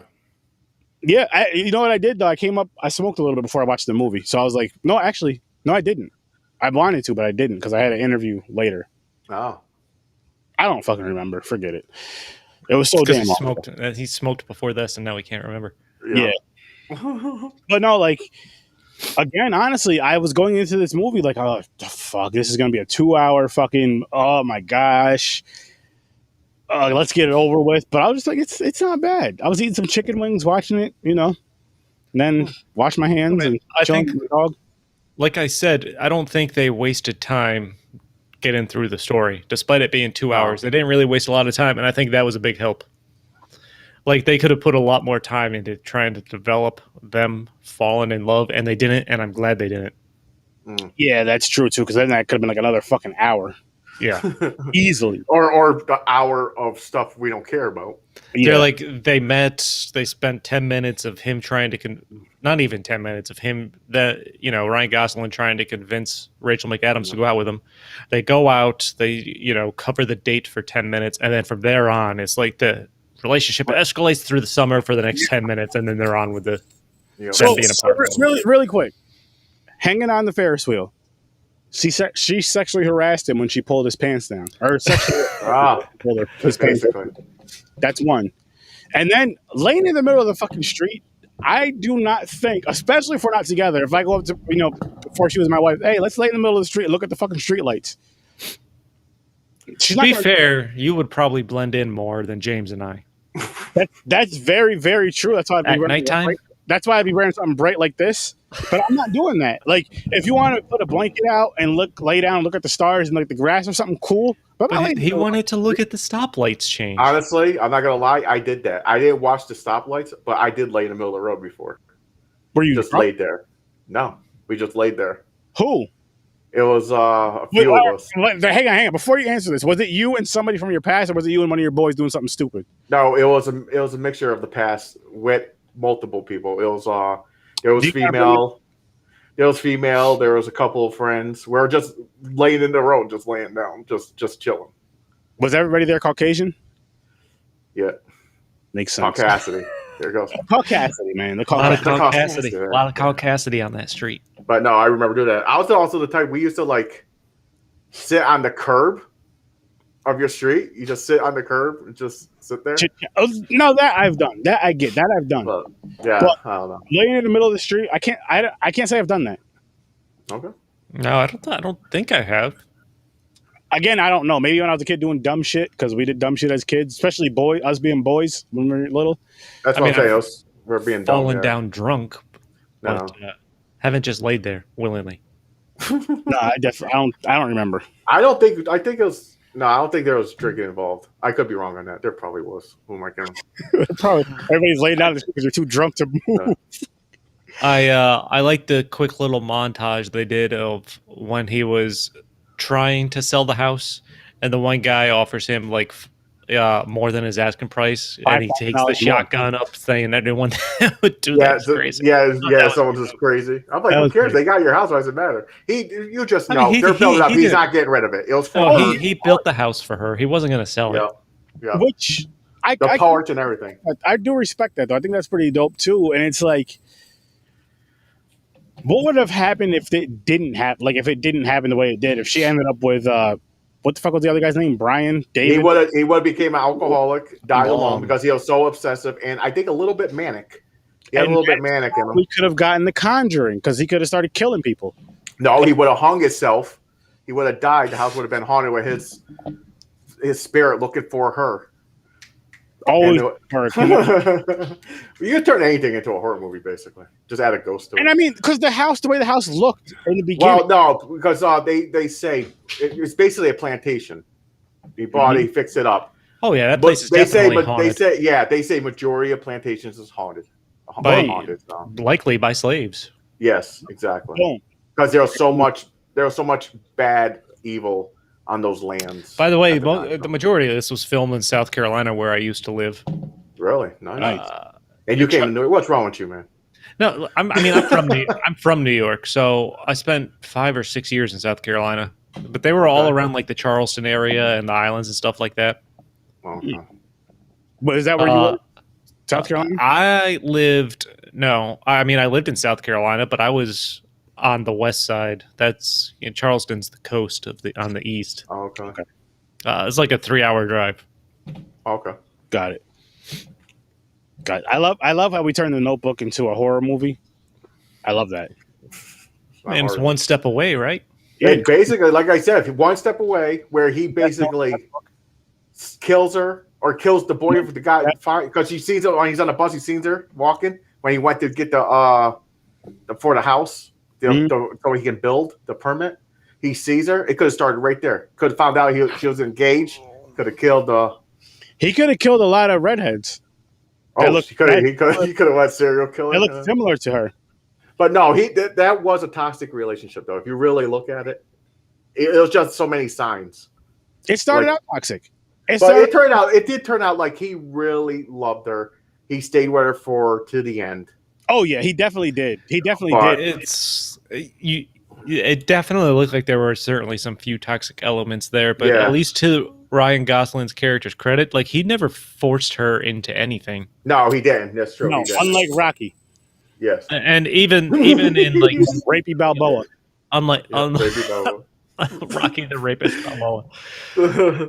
But like even in their like last fight scene where he's basically telling her make a decision. Like you know, it's not that simple. It is. What do you want?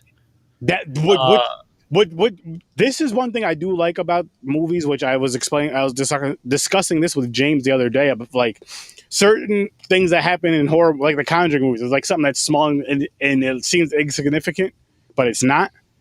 And with this movie, remember earlier in the movie where she was like, okay, so I'm doing this, just a bunch of like curricular things and like shit that her parents wanted her to do. But he's like, what do you want? Not what does everybody, what do you want to do? And she's like, oh, I want to do this. And then she wanted to paint.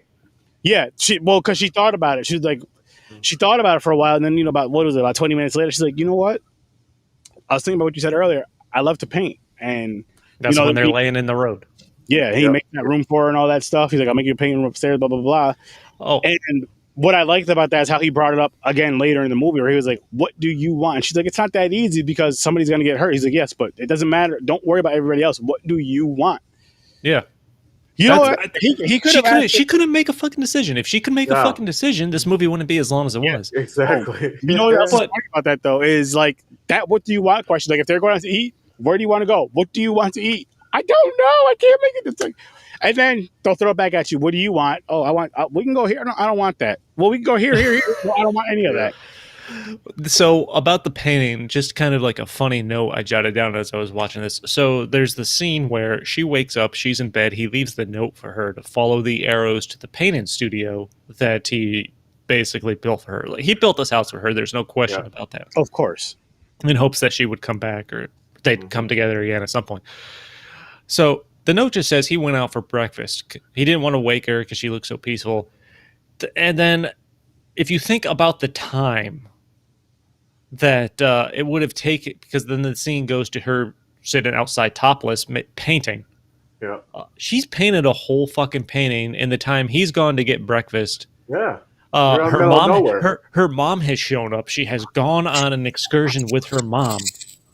And then come back, and he's finally there again. Like, where the fuck did he go for breakfast? Exactly. Like how long has it been time-wise? I can tell you where he went. He went to because it has delicious food, and it's a family-owned place. He went to the Point over there on Helderberg, drove all the way up to Schenectady to go to the Point, and then went back. That's like a 13-hour trip, 14-hour trip. So that, which is pretty much a day. That is literally like the amount of time. That's 2 days. So like he came back the next day, boom. That's why he took long. And by the way, did anybody knows how the time period the sex evolved? Like you see how it was like back in the day, he was like they're like gentle, taking their clothes off slowly. Then when they meet again, it's like right kinky, right against the wall, ripping it off. Yeah. So I was like, wow, that evolved. Listen, because like the first time they show it, I know she was definitely a virgin. Him, I'm not sure if he was or not. And she was kind of like, I would be shocked through the whole time. Yeah, to be fair, they had not. They kind of lead you to believe. First off, they lead you to believe that they had not slept together before that moment. Yeah. Despite them spending the time together that they did, they never actually slept together. They had the one scene where they almost did, and they get interrupted. Yep. Like hardcore, like dry humping. This was basically 7 years in the making when they finally sleep together. And kudos to Ryan Gosling for walking up 2 flights of stairs with pants around his ankles. And I said, what the hell? How did that happen? Yeah, I know exactly how that happened. He had an extra leg. That was like, yo, listen. That is what I call thing where it's like, listen, when you're with your significant other, because we're all with our significant others, and you're like, it's about to go down right now. You're like, oh fuck, let's go. I'm gonna fucking carry you to the fucking moon. Shit, let's go get wild. That was up and ready to go. That was an extra leg. He had 3 legs going up those stairs. That is a visual representation of determination. Being able to walk up those stairs with pants around his ankles. There's no way. There's no way. I want to see it. Someone needs to do a test. And just go up the stairs with fucking pants around your ankles. You're tripping on the first step, man. You're tripping without even carrying anybody, let alone trying to carry. Yeah. Oh my God. I really thought it was going to be a spoof. When he walked through the door, I thought his pants were going to be completely off, where that he didn't take them all the way off. Yeah. But they showed it. They're like, nope, his pants are still there. I'm like, what the fuck? And I feel like his underwear, those boxers, seemed excessive. I feel maybe they really were that length back in the 40s. Like shorts down to his knees, basically. I thought back in the day it was long johns, then it evolved to tighty whities. I didn't know they had boxers. I don't even know I mean, I'm calling them boxers, but they were basically shorts that he was wearing his underwear under. Yeah, like down to his knees. Could be, yeah. Didn't they call them breeches? Or am I wrong? What the hell are breeches? I think that's female. That's like European thing, right? I think that's like the pants you wear under those big like maid dresses, like the European like housewife, where you got the apron on all the time and those dresses. Listen, people, if you got the wrong, I could be wrong. We have no clue about fashion and all that other shit. Yeah. We're just saying shit. Yeah. Anybody out there? What the fuck are breeches? Yeah, I know there's some kind of pants, like leggings or something. There's old time leggings. We know there's something. So fun fact: Steven Spielberg was actually interested in directing this at one time, and he was going to cast Tom Cruise in Ryan Gosling's role. I'm so sick and tired of that fucker. What did he do to you, James? I would have been mad at that because he's in everything. Like pick it, fucking be an action hero or stop or try to love movies. First off, I don't think that would have worked. Like Ryan Gosling looks super young. And these young or young? Young. Okay, just making sure. I did not say yum. Although he is a good-looking guy, so kudos to him. Yum. I have no problem with it. Oh, another fun note, like the 7 years later scenes that they filmed, where he has the beard and the scraggly hair, those were all filmed first. Oh. Those were filmed before the scenes when the movie first starts, where he's clean shaven and everything and looks younger. Okay. So you can kind of... So I was looking for a contrast in the way he was interacting with Rachel McAdams to see if there was like any difference, because like, you know, the scenes where he's bearded and the 7 years later, those are the scenes where they're acting together for the first times. Oh, yeah. The scenes where they're young and first meet they've already established their relationship, basically working relationship. Wow. Because they did eventually date outside of the movie.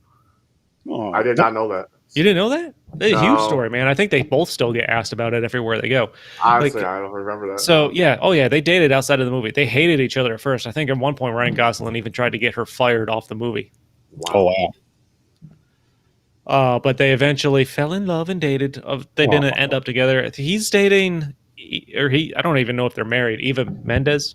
Oh, yeah. I think, yeah. I don't know. From the movie they filmed in our town here in Schenectady. Oh, yeah. I was going to mention that, yeah. Yep, yeah. Ryan Gosling. Place behind the pines. Yeah, place behind Ryan Gosling robbed my old bank. I can say that.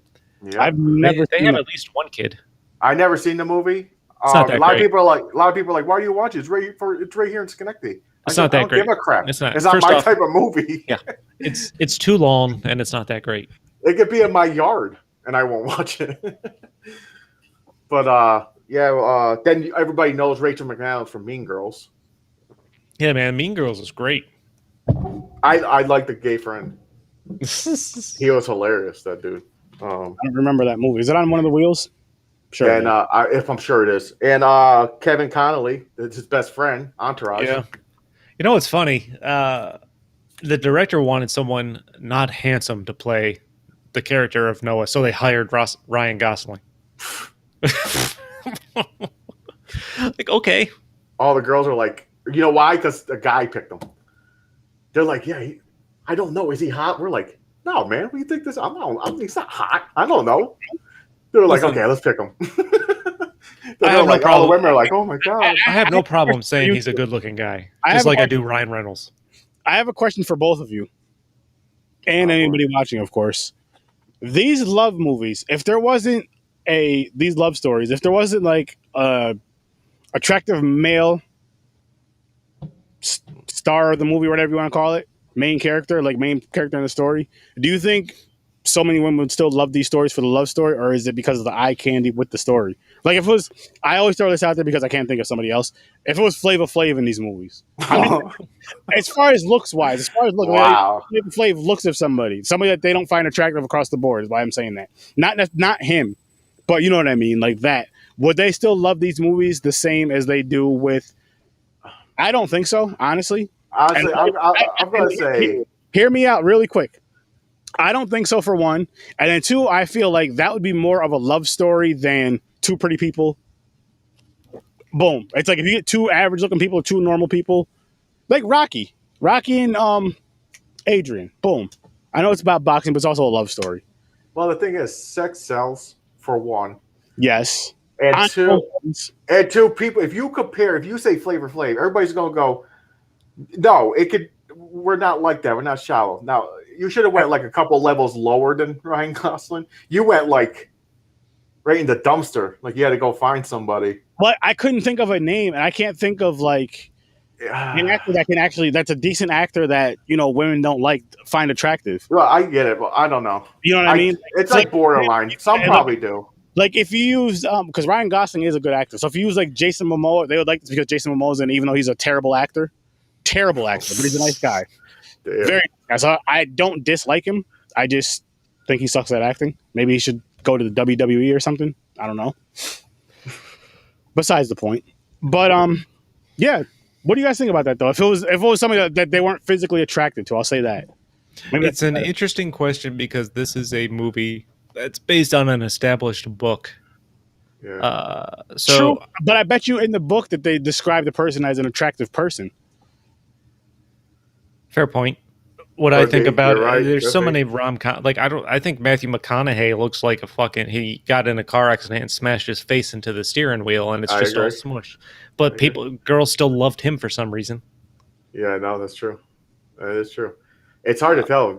I don't know, man. It's hard to. You want to say women will say, but there's a shallow thing. There is a level of shallow. With that. But it's a movie, so like I think any movie you watch, you're going to expect the cast, like the main stars, attractive. It's like when you hire for these movies, you gotta.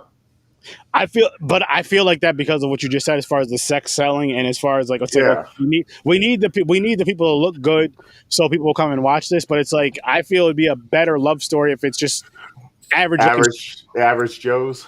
Yeah, even if it was like an average looking guy going after that beautiful girl that he really wants. It's a question. You know what? It's a question that's never going to be answered because this is all about making money, and you're not going to make money with ugly people. That's true. Boom. That's true. That could be it. It's like hard. Like it's like women out there can answer it. They can answer. You could have a person that looks absolutely perfect for the role physically, if they can even moderately pull off the lines, as opposed to someone not appealing on the eyes that can nail the line. That attractive person's getting the role. Yeah, I agree. For something like this, I do agree with that. Is it wrong? Yeah. Hey. And the reason why I say this, is it wrong? Yes and no. I say yes, maybe because it's just fucked up. Like you should give it to the person who's more qualified. All around. No, finance. They're like, you know what? We put this much money into this film. We want to make at least triple. We want to at least break even, of course, but you want to make at least double, triple, whatever. So we need this person because this is going to catch the eyes of the women. And then you have the storyline. No. That's how it is, right? I mean, hey, to be fair, Ryan Gosling did not think Here's another reason why I asked that question too, and why you go with the real life thing is because that whole scene on the Ferris wheel, if it's just an average looking dude or someone that they're not attracted to at all, why is he's bothering her, he's harassing her, but they're like, oh, it's Ryan Gosling, so they're kind of smiling like, oh, he's so cute, blah blah blah blah blah, and it's just like, I'll tell you right now, in that scene, that Ferris wheel he's hanging, you're hitting on my woman, I'm kicking you in the dick. I don't care if you fall, kicking you right. To be fair, that would have been fun if the guy said him with her just punched him in the dick. That would have been hilarious. I'm kicking you right in the ding ding. Okay, I got a question for you guys then. Well, the subject of the hotness. Did you think her fiance was better looking than Ryan Gosling? I think Ryan Gosling was the better looking of the two. You think it slightly goes there? The other one's like more clean. I like bearded Ryan Gosling with the shaggy hair better. Chris got this type. I'm just saying. Hey, I hear you. I hear you. But that's the argument right there, because I'm sure someone's going to say that's not true, because someone's going to argue and say the fiance was better looking. Because I'm going to go by because he was more appealing. He was clean cut. He had the money. He was like dressed more proper. The nice haircut, clean shaven. Women like not all, but a lot of women like that bad boy. Oh yeah, the bad boy, of course. Yeah. And then like it's Ryan Gosling. Like they gotta have an edge, like a stalker, abusive. Who is the other guy? You know what I mean? Like, I don't feel women, I'm not going to say all across the board, but I don't feel women are, I mean, if they do this, Googling or watching, you know what I mean? Looking out for this guy's next love movie versus like a Ryan Gosling, whatever he watches, you know, that next film, they're not looking for the other guy. Who is the other guy? I don't even know his name in the fucking movie. He's an actor that I like, and I can't think of his name. I see him in a few things. I forgot his name. He's in a lot of stuff. Oh, and by the way, there was a physical abuse. This is no disrespect to him. I'm just saying, like you guys are saying, sex does sell. And does sex sell more as far as movies go for women or men? The reason why I ask this is because the movies that we like that were portrayed to like as action and stuff like that, like horror. And you really, I mean, if they have a hot chick in it, cool. If they don't, cool. It's more like, I just want to see these explosions. That's how the crazy shit. The one who says his rating goes higher when they show boobs. Well, yeah, titties are listen. That's sex selling. That's sex selling. But they don't have to be pretty to show a titty, James. Wow, that's a good rhyme right there. You don't have to be pretty to show a titty. This is slogan. Which would have made it better. But anyways, off the subject. There was physical abuse. Rachel McAdams was beating the crap out of Ryan, slapping him, punching him in the face, slapping him. Yep. So there was all types all around. There was emotional, physical, possessive, and it would have, of course, it would have been way worse if he retaliated and smacked her. Oh no, I'm going to give credit right there. I'm glad. Like he never once raised his hand at her. I'm glad he didn't. Yeah, because then that's just what fired up more of my this toxic stuff. Well, there we go.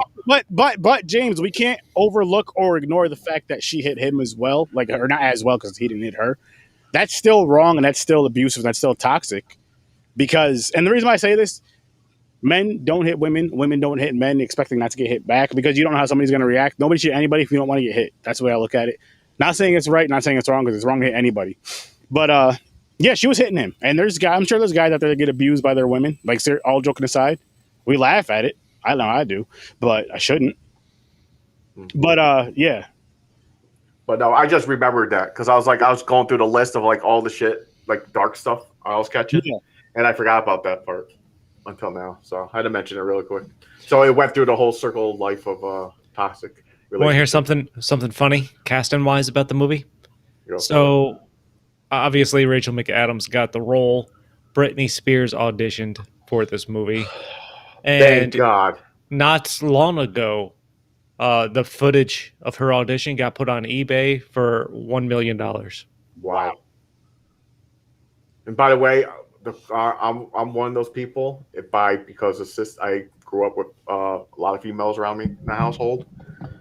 I did see the Britney Spears movie. I believe it was called The Crossroads. Yep. That should have been on the white wheel. I did not. I forgot it existed until you said she had auditioned for this movie, and I was like, "Holy fuck, she did do a movie!" Now that should have been on the white wheel. I mean, if you want to put one of your Asian movies out, you more than welcome to. Listen, you know what? She's been through enough, and we should not make. Yeah. She's gone through. She's still captive. Free Britney. Yeah, that's what people are saying. I still see. But yeah, so Britney Spears was literally almost chosen to be in this. That's crazy. And Rachel McAdams just edged her out. Wow. It had to be like, because she's a pop star. It feels like when I say that, it's closer than people think. Well, I could see it because at the time, Britney Spears was like on very fire with her album and shit that probably dropped around the same time or a little bit before. I can't remember. If she was in this movie, she would have had a song in it. Oh, God, probably. You know, they had that. Listen, like this movie. What's the interesting thing about this movie is, it's not a phenomenal movie. Like it came out and critic-wise, it got mediocre reviews, but it's gone on to become this cult classic romantic movie. Yeah, like the top of the list of romantic movies. And and that's fascinating to me. It is. It's like it's crazy. I don't know. Like I don't know the list because I don't like these movies, but I'm sure someone probably says, "What's that one? Gone with the Wind?" Maybe. Was that even a romantic movie? I don't even fucking know. I think there was a detective. No, you're thinking of Blazing Saddles, James. That's a romantic movie. Yeah, that was a great romantic movie. You're right.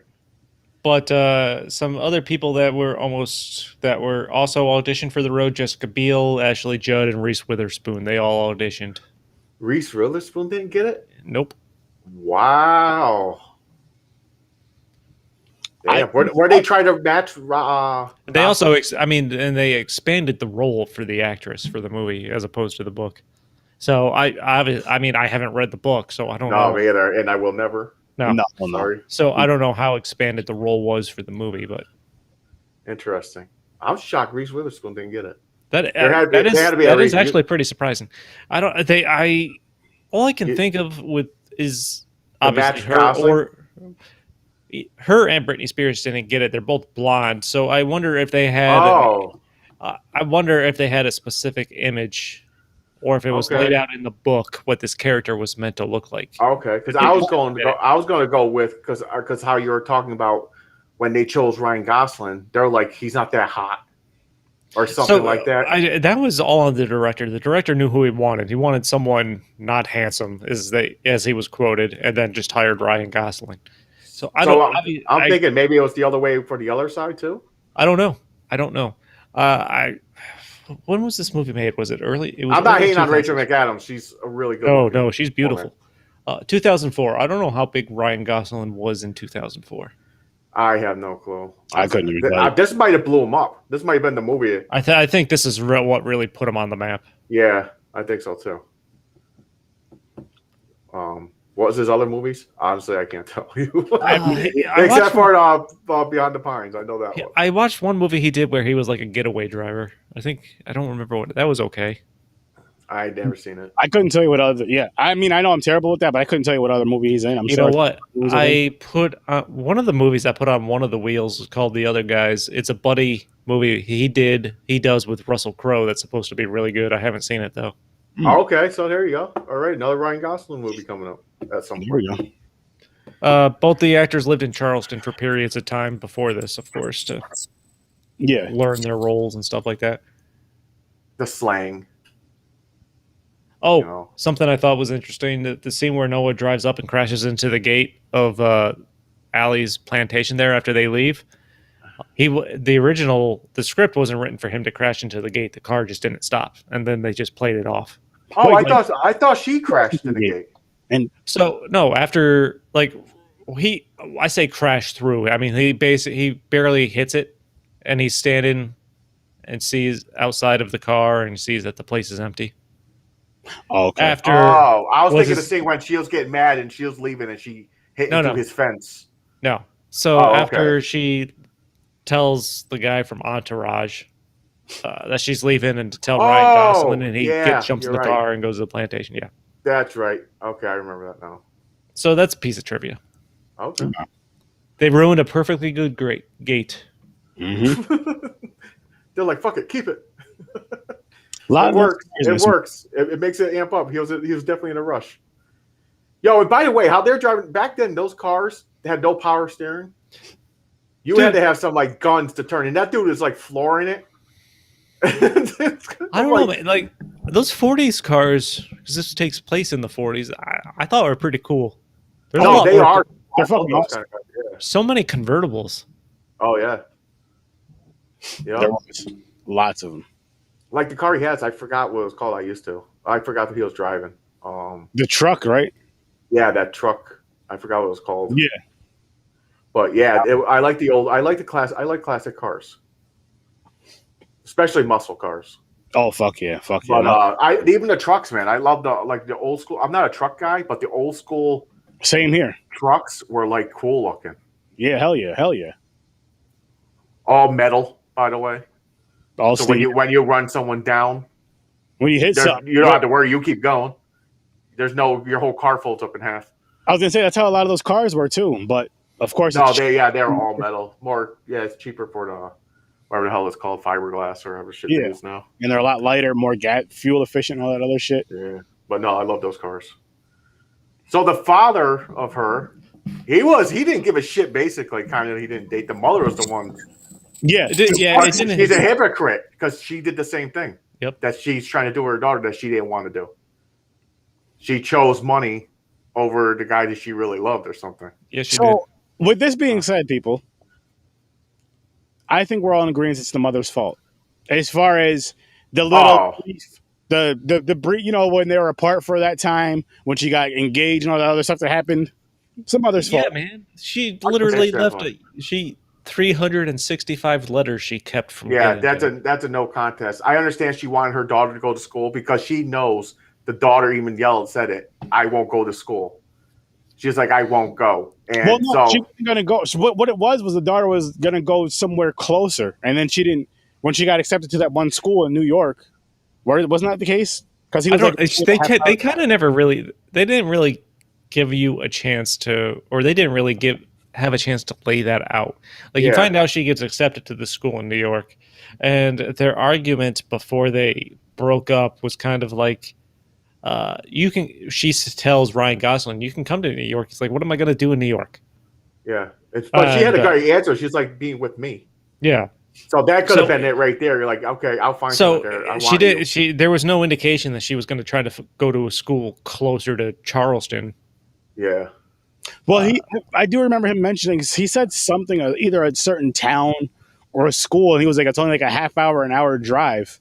Oh, no, I think he didn't know about the school. He was talking about where she originally lives, I think. Oh, no, okay. So it was 2 hours away. I'll just drive 2 hours. The dinner scene where he goes to Ryan Gosling goes to her parents' dinner.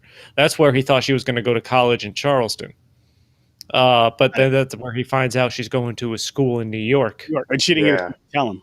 So he assumed Charleston is only an hour or two drive, he said. Okay, that's what it was. Basically he didn't know that because she's up in money and she's smart and she got accepted to this school, a big school in New York. So he automatically assumed that she was going right there near them and their state. And he was wrong. But yeah. And it didn't sound like she had any interest of not going to New York, honestly. Yeah. Yeah, no, she was like, she's like, you can come with me. It's like, I'm going. I don't know, man. Have you ever dated someone where your parents hated you? Or their parents hated you? No.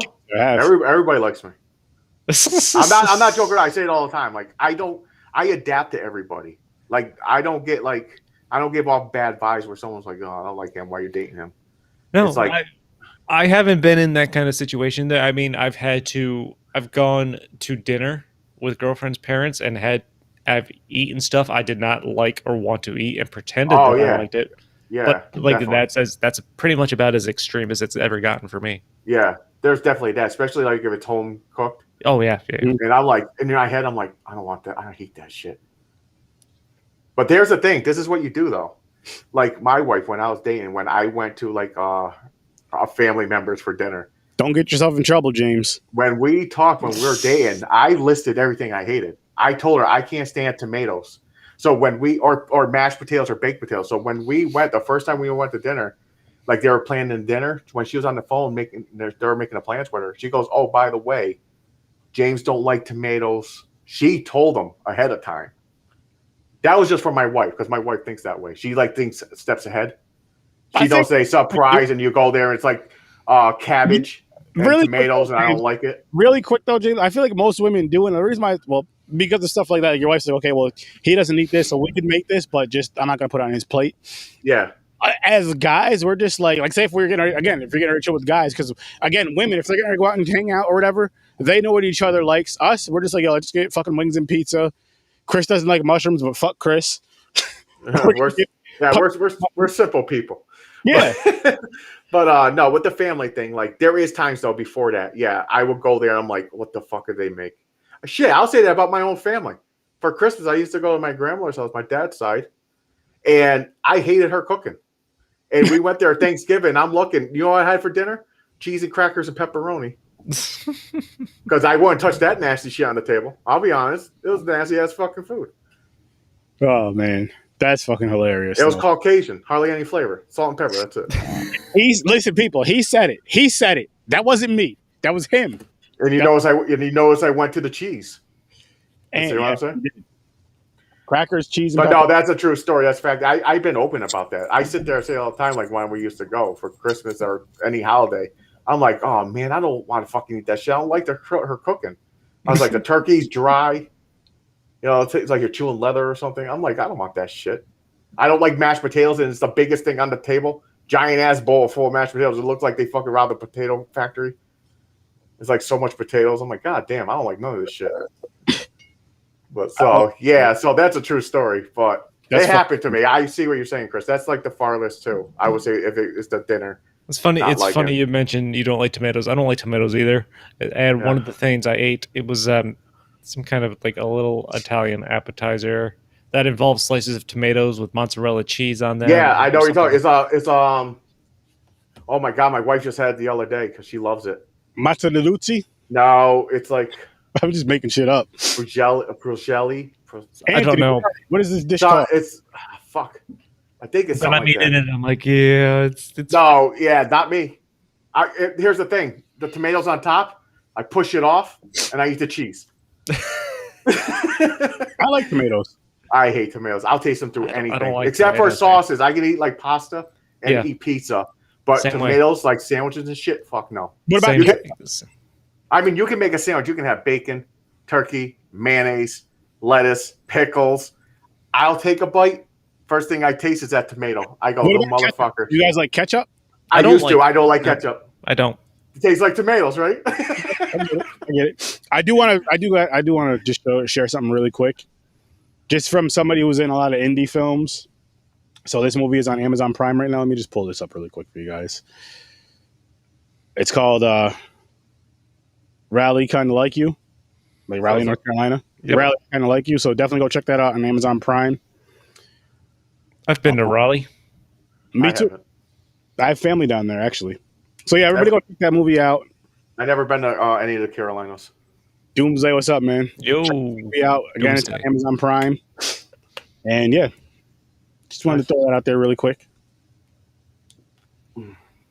But oh man, but what do you think? Final ratings? Yeah, I think for that. I'm sticking with my 7 roller Ferris. Yeah, same here. It's a good movie. It's. I mean, listen, it's a solid story. I like it. I like the interwoven scenes to the old versions of them. I like again that it's not a surprise that it's them. It's You see how you basically watching how it starts and how it ends. Yeah. Honestly, the best parts of the movie for me were probably the saddest parts of the movie for everybody, including myself. It's fucking sad, man. It's when they're old. Sad. Like, were just the best. Everything else, to me, the old scenes when he's like telling her the story, and of course I had to show the visuals to make the actual movie. When he's like, telling her the story, and then like their interactions that you see from beginning to end. Best part of the movie. The other stuff to me was just like filler, just to tell the story, to show you the story that he's telling. Versus like it would have been boring if it's just an old guy reading his wife a book, basically. You know what I mean? Yeah, exactly. Exactly. You say the book. You don't buy the title, the Notebook. Didn't you see him in the beginning with the book where he's going to talk to her, and you know because she's like, "Who are you?" And you had the vibe like he talked to her many times, so you already knew right in the beginning. Yeah, and you need to establish why do I care about this older couple. Yeah. I agree with that 100%. It was just like those scenes with the older couple were just my favorite scenes too. No, that was the sad parts, like the part they died, the sad part that she's forgetting. It's the thing that makes you think of like what you would do for that person you really care about. Like we all said we would do that, as far as the story, going to see her every day, basically moving in there. He's like, this is my home now. I live here now. Yeah. And by the way, I'm not heartless. I know what sad is. Like the part I can say this is the sad part. I just don't cry. James has no heart. I don't cry, so but I don't get choked up. Again, I didn't get choked up for this movie. It didn't do it. By the way, the one daughter, the family that visit, the daughter looked out of place. She did not look related at all. I just want to throw that out there. I just remembered. I was supposed to say that way before, but Aaron went to a story, and I forgot all about it. But anyway. All right. But with that being said, people, let me just pull this up for you guys so you can kind of see where you can follow us all. I'll start off with Deep Focus Cinema. Our brother Ibrahim, he's working on a film. It's a horror film. We don't know the title yet. Hopefully, over these next couple of weeks, I don't know how long he's going to be on hiatus for working on this, but hopefully he can give us some details, at least in the group chat that we can share with you guys, which would be great. But go check out Deep Focus Cinema. It's an amazing podcast on Facebook and on YouTube. You guys hear his deep dives on films. Get some more of it. Deep Focus Cinema. And then we have Horror Research 30. As you guys know, live shows. As you can see, Tuesdays and Thursdays, 9 o'clock Eastern time.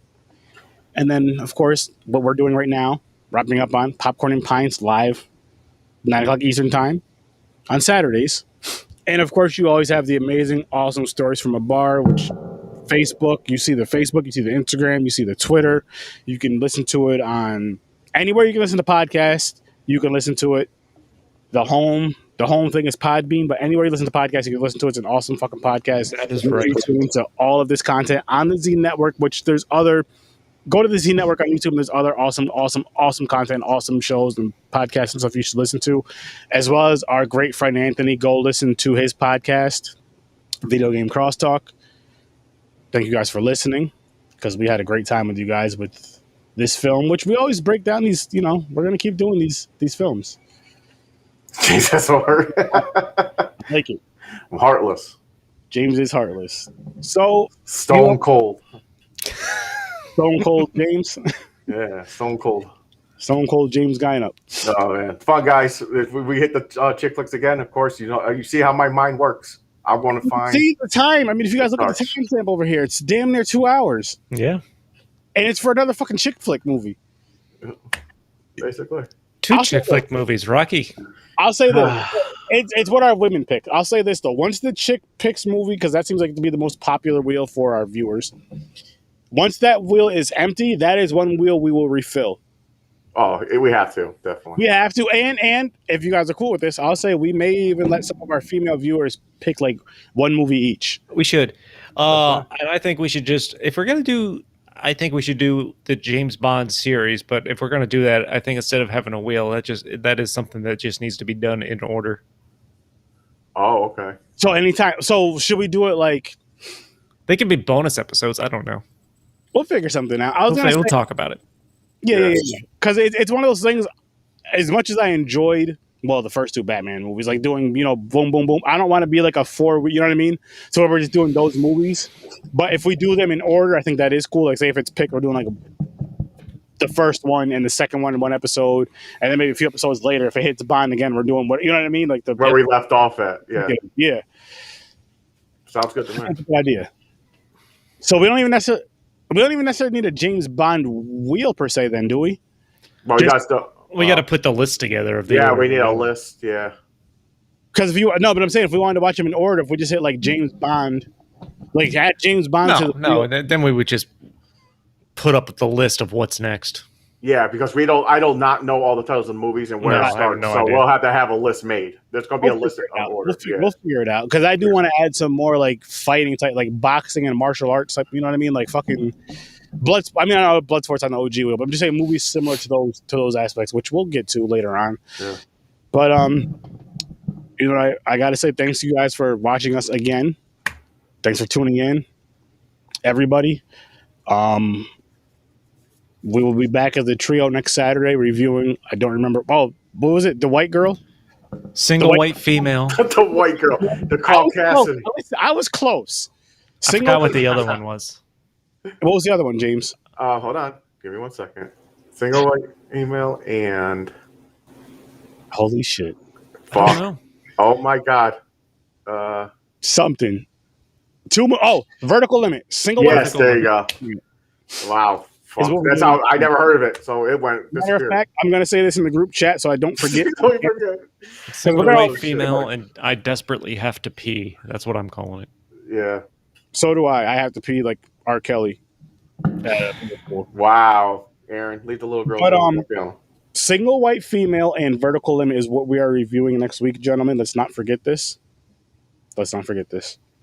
He could have just said single white female, vertical limit, and just ended it. But it wouldn't be me if I didn't add action to it. That's true. You're right. Wouldn't be me, James. You are right. And now that we're at 1 hour and 59 minutes and 13 seconds, I want to make this go for 2 hours. We got to just hit the 2 hour limit, I guess. Why?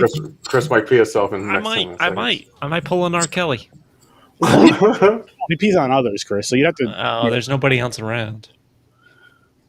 Let's leave that. Yeah, I'll go leave it alone. Thanks for popping by, people. Before we get ourselves in trouble saying something stupid, peace, peace, peace. Ibrahim, best of luck, brother, with your movie. We can't wait to watch it and review it.